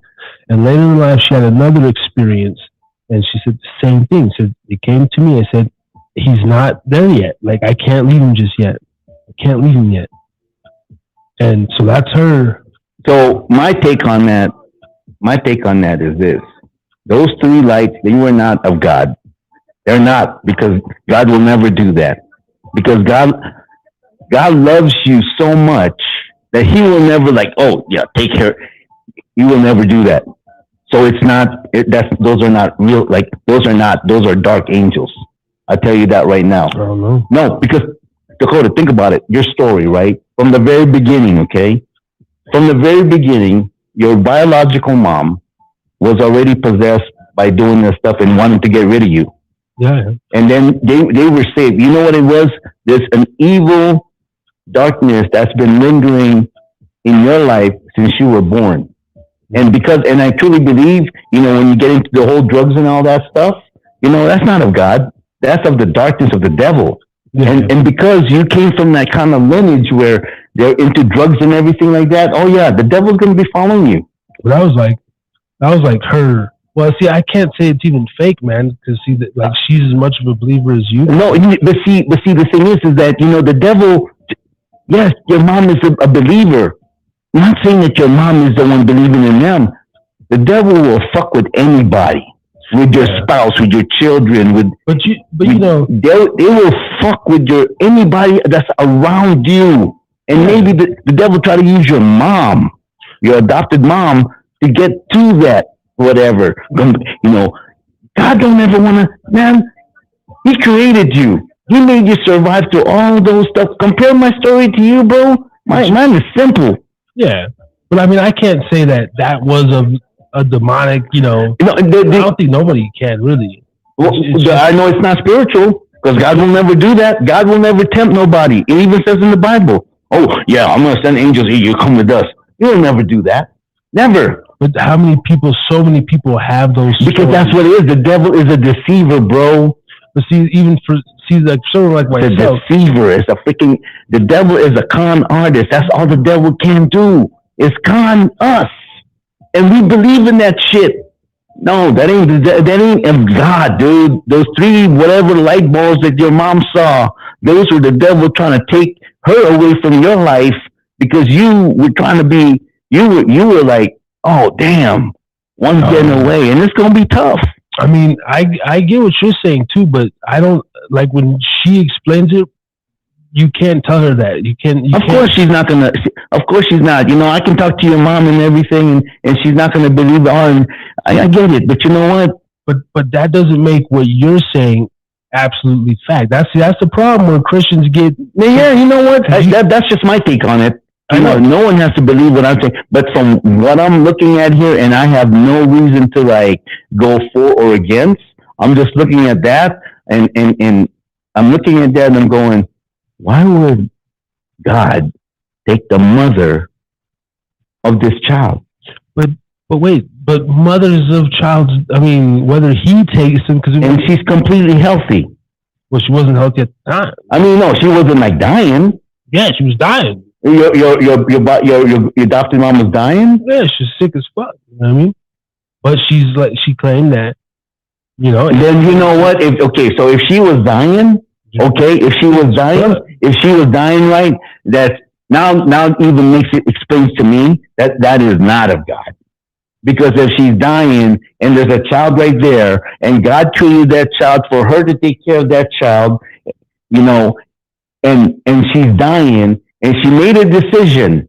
No, I'm not going to go with you. I'm going to take care of this child. And God said, that's right. Because that child, I had you. I raised him and raised you for you to take care of him. That's how God does it. But the whole, you're going to die, you're going to come with us, you're going to leave that boy by himself. Then what? Yeah, but like my thing is like, what about the mothers even that they don't know they're going to meet their fate, whether they're sex workers or whatever, and they die in some fucking hotel room strangled. Like, God took that mother away from some little boy that she's never going to come home. I think the reason why is that everyone has a different episode, and I don't know why that is. You know, you can't compare every single story in human life is different. I can't really say, I can't really compare why he does that to why this, you know, and I think that's the misunderstanding what a lot of people, you know, why they turn against God, because they try to make 2 different stories the same. No. Different for everyone. The death thing is interesting. Like, I remember when my grandmother passed, like before she passed, like she was waiting to see her fucking husband or some shit. Like, and they say like just before she passed, like her husband, like she was like, he was here. Like he says, you know, it's okay. That's another, okay to come with me. Yeah. No, that's another thing. What do you call it? Filipino, Catholic, born Catholic, whatnot, right? I used to get a lot of that, oh, your grandmother visited me, oh, your so-and-so showed up and whatnot, right? Okay. So I'm going to tell you this.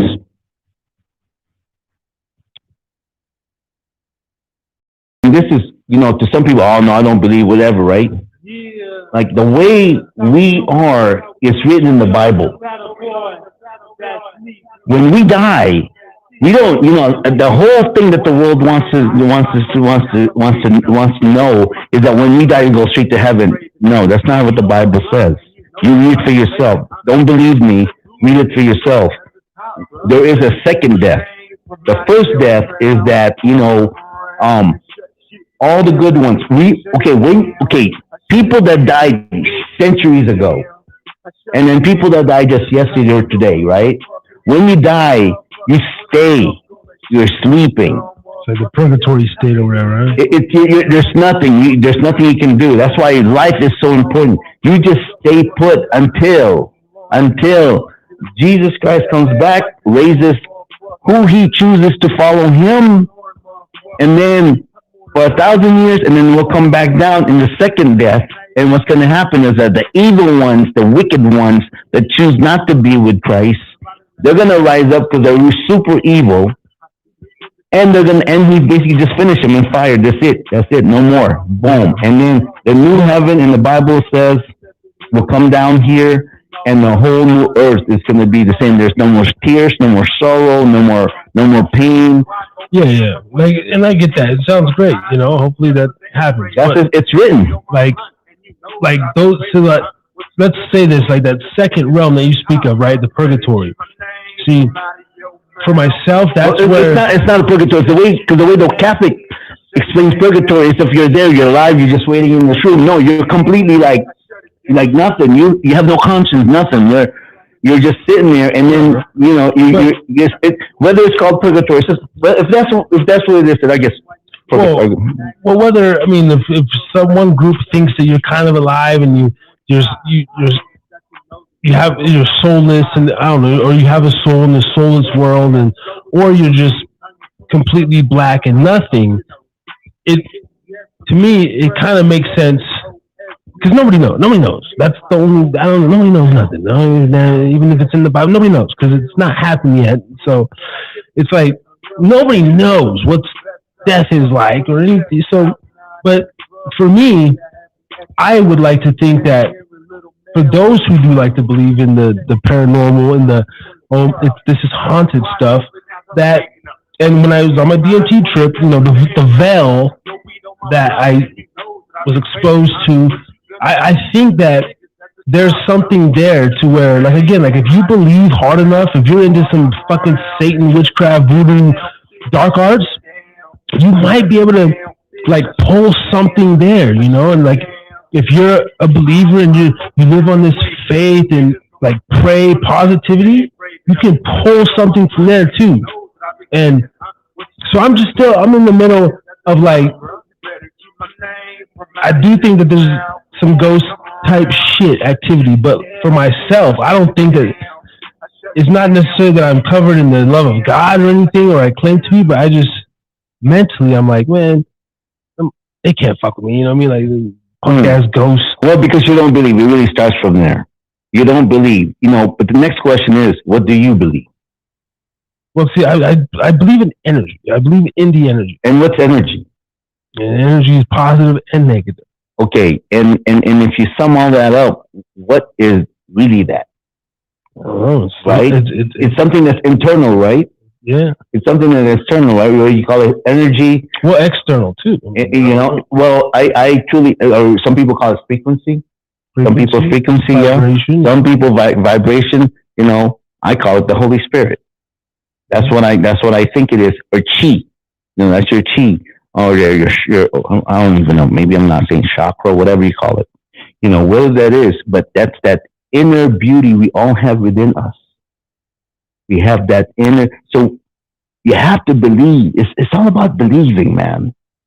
And you got to take that, and then some people, I believe, but okay, what do you believe in? I just believe. Okay. Harry's drinking again. But I guess to some people that's good enough. To me, yeah, that's not good enough. Like I was going to say, like, but some people just aren't convicted of the book like you are, or like some people are good enough with. And I tell you what, I wasn't all about the book because so and so. No, I was completely against it. That's the funny thing. I can tell you right now, I didn't become a Christian because I was like, so and so. No, it was. I'm meant for this because I was a guy that. Oh man, I was the guy that the minute you bring up the name Jesus Christ, I was like on the other side, man. I did not want to hear it. I didn't believe nothing, so I get it. I didn't believe in the evilness, whatever, but I just did not, and all of a sudden I go, is this it? Is this it?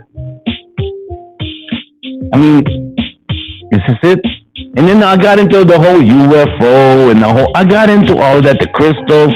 I got into all that because I was taking also martial arts and all that stuff and the chi and all of that stuff. Got all into that. And then I go, is this it? But, and I go, no, there's got to be more. But when you see, even for you, I mean, maybe that was your more, but like, that doesn't make it. No, because you gotta understand. I can't explain it. But for, let's say someone like, I like to come on Rogan a lot and stuff, and because he's not that deep, right? He appears to be deep, but he's not. Wait, who? Like Joe Rogan, right? Let's use him for an example. Okay. He's got the infrared sauna, the cryotherapy. Well, see, he does all of that stuff. All the he does. See, with Joe Rogan, he does all of that kind of stuff, which I call worldly stuff, which is great and everything, and plus he can afford it.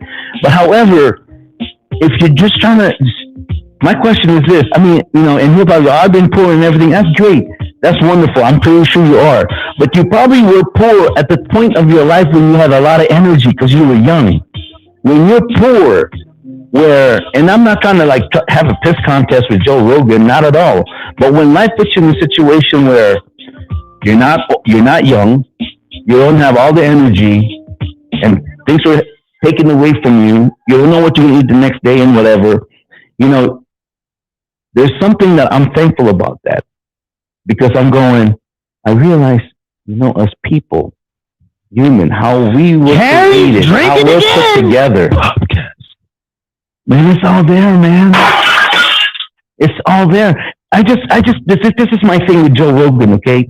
Okay, he does all the nutrition. I want to know, okay, on the regular, what you eat. I want to know what you eat.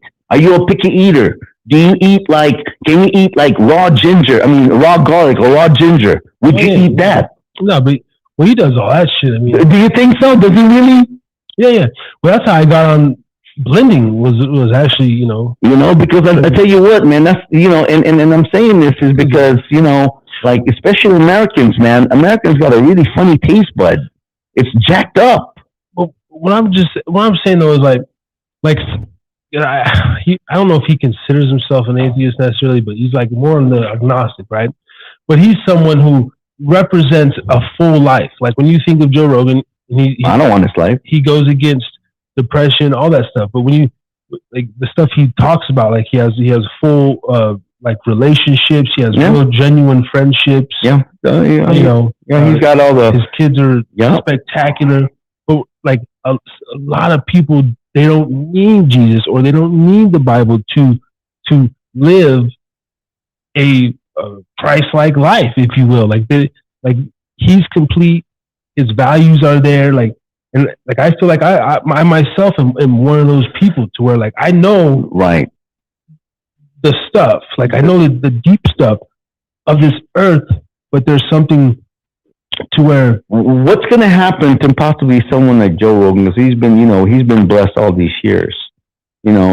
What if the whole Job factor? If you know the Job factor, if you read the Bible, read the story of Job. This guy had everything, the wealthiest man in his nation, and then what? Lost it all. Lost it all and everything. His wife, he was there. Why don't you what is it? The wife said something.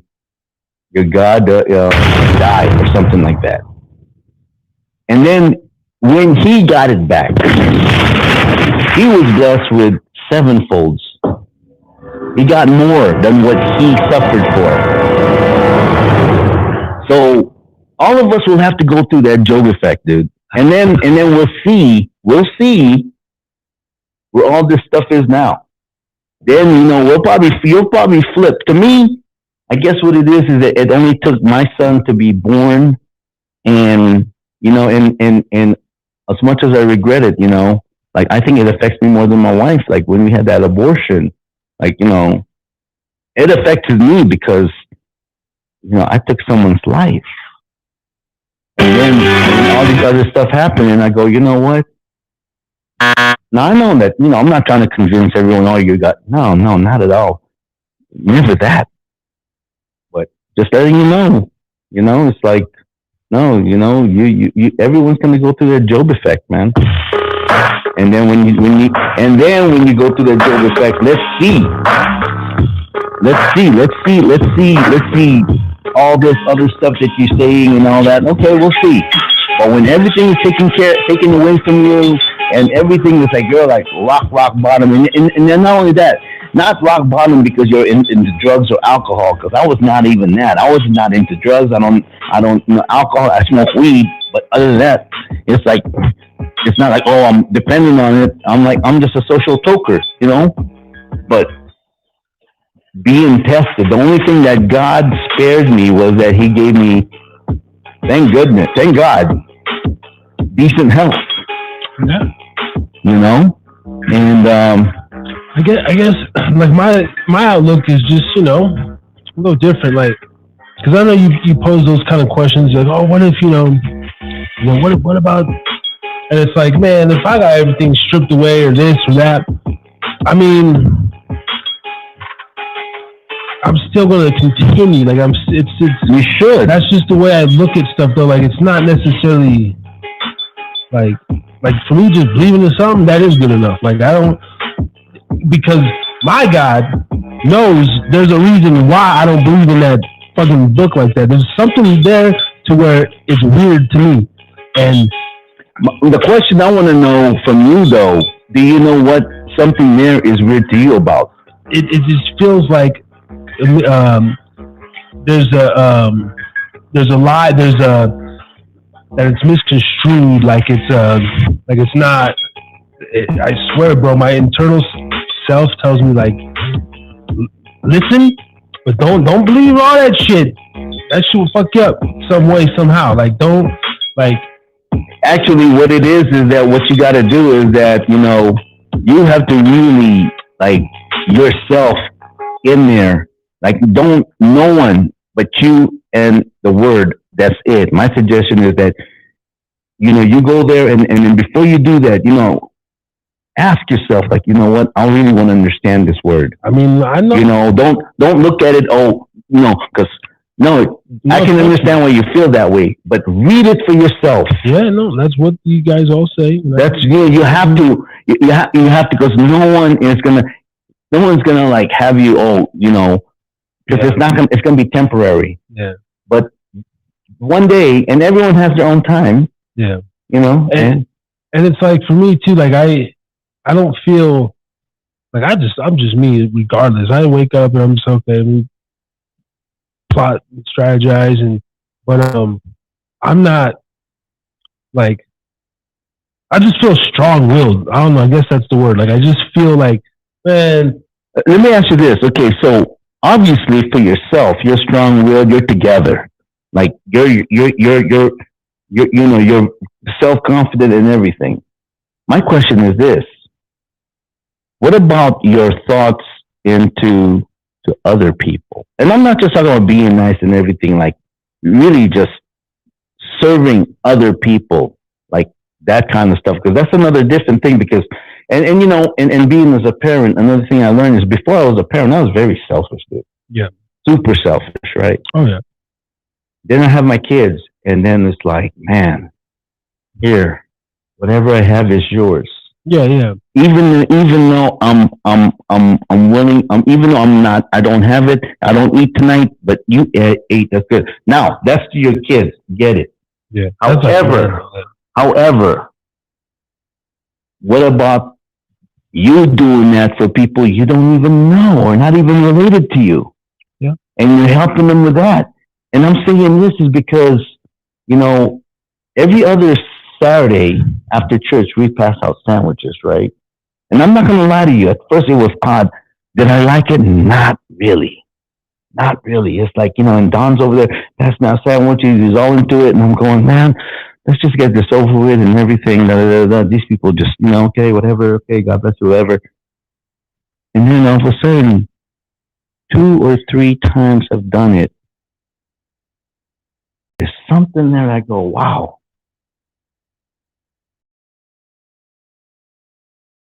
I really like it. Yeah. It feels right. Yeah. I mean, helping people, it always feels good. That's another thing. It's like, you gotta really measure your level of selflessness. Yeah.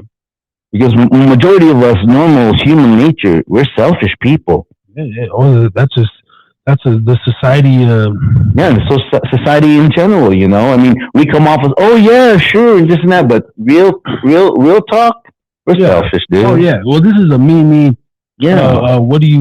That was one of the things about the men's suicide stuff that I brought up earlier. There was a study like European men. They don't have, of course, this highest rate, but then there's a high level of like the Japanese that commit suicide. Oh no. But they were saying a lot because of the Western culture. Like if you don't like here when you're in your 20s and you live at home, it's like it's a diss. It's like, oh my God, you live at home. And over there in Europe and different Eastern, it's like families live together their whole lives damn near. Like it's more of a Filipinos have 3 families in one house. Yeah, it's more of a communal. Yeah, communal. And here in the West, it's dog eat dog. No, yeah, and that's another thing. Yeah, that's true. And that's another part of it. It's like people don't understand being to be communal and whatnot, and it's getting to a point to where it's like we have no choice but to be communal, and it's happening right now. Look at rooms being rented and things like that, and so you have no choice but to be communal. And why here in the West that way is because we've been really just been pampered and spoiled, and we have the opportunity to have our own place or whatever, or I gotta have my own space. Yeah. So yeah, I mean, it is a trip. Yeah. On space though, we just got it so good. But that's all the more reason to fight for this country too. Like, after my trip from Mexico and I was coming back, mm-hmm. I understood more about like, okay, this is why, we vote, like a little bit like this is why, people fight. This is why I really didn't have the understanding in my ignorance about why are certain nations the way they are. Then I come over here, I'm like, damn, we got it so fucking. But at the same time, there should be I honestly wish there was like standards that we had to do. Like there was monthly duties that each American had to fulfill. Like as an American, you have to do this. If not, then you can get deported or go to jail. I honestly I think, no, I don't know if that's some sort of dictator or whatever, because people are going to be like, oh, you can't tell me that. There actually should be like every American say like once from 6 to 12, we make kids, you have to do this. Like just like get shots or anything else. Like you got to do this to go to school. There should literally be a thing. And then from 12 to 18, you got to do this. And then, Well, what about like South Korea? Like after high school, you have to join the military and serve 2 years. 2 years, right? And even if whether that's fighting, I mean, that could be, you're like part of the Coast Guard or whatever. And picking up, like helping clean the parks. A lot of countries are doing that. Israel's doing that, and you know what? I think it's good for young men because a young man gets to they learn how to like waking up in the morning, fix your bed. The routine is good, is healthy. The routine, but this whole waking up at any time you want, no, that's not good. Like learn how to wake up at 7 o'clock in the morning and then fix your bed and things like that. And you'll learn that in the military. They're going to make you do that, and it's going to be tough. You're going to struggle, but the topic is you need to struggle. Struggles. We need to struggle, man. We need to struggle. Not that you have to struggle. Not saying that, I have to struggle. No. Struggle is just going to come to you. Trust me. You don't have to, you don't have to like wish for it whatsoever. Struggle is going to come to you. Yeah. Yeah. So anyways, man, with that being said, with that being said, I mean, shit, we got 2 hours, 17-minute mark. I mean, we're a little over what we said we would already. I mean, like me and Ray do. We could sit here all damn night and, keep on, bringing the stuff. But I felt like this was a good show. I actually didn't sit down the whole time.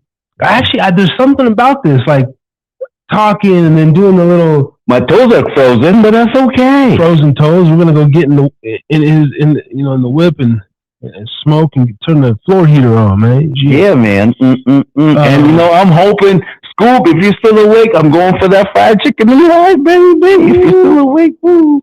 Fried chicken. I had some shrimp and fried rice. Oh, shrimp and fried rice. Yeah. Before the show. But, Anyways, man, I'm gonna let you end it. So, all right. Good night, y'all. Thank you so much for locking in with us at Harris is Drinking Again. Subscribe. Thank you, Double Rum. All the time. Men's Rounds. What's up? Yes. Sayonara. While Ray goes and drains his visit, I'm going to wrap up the show. You know how I do over here, man. Harry's Drinking Again. Last shot of the night, man. Sponsored by unofficially Hendrix Gin. Shout out to Gubba Rum. So hopefully by next week, man, he's going to send us some bottles and a check in the mail, man, so we can have our first official sponsor on the show, Gubba Rum. But that's that. Nothing crazy, man. Nothing crazy. Didn't even finish the tall boy. Just sipping a little bit. Got the water. Go get some food. Anyway, this has been great. I don't know, every week the setup might be different. I'm doing what I want over here. Figuring out different concepts, ideas, and things for the channel. I got some following up to do with the mayor of Virginia City tomorrow.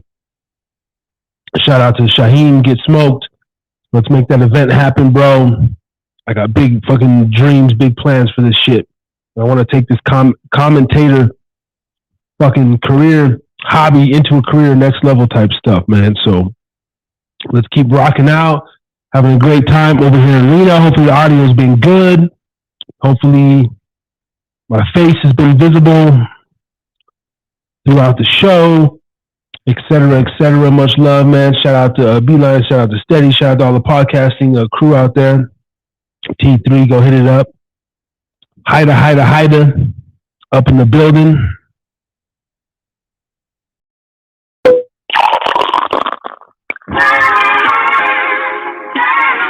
Yes. We'll be back next week, episode 63 in the motherfucking place to be. TNR every Thursday night, 7 p.m. Pacific. I gotta change that up there. No, that's right, 7 Pacific, 8 o'clock Mountain Time, 9 Central, 10 Eastern. Give us a like, subscribe. I'm still trying to crack 230 subscribers, motherfuckers. Come on. Damn. Hit that red button and forego the bell. I'm your boy, Harry Too Scared. We also got music up on Spotify, everywhere else, man. Go check us out, man. Go to the video section and peep the content. Because it's only getting better. Salute. This has been Harry's Drinking Again. We out this bitch.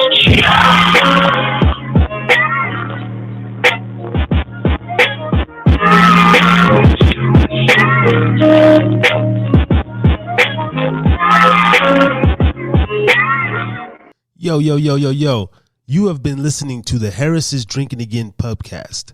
For more, go to YouTube, type in @HidaPubcast. Look us up on Spotify, any and all streaming platforms. Harris is Drinking Again Pubcast. Thank you.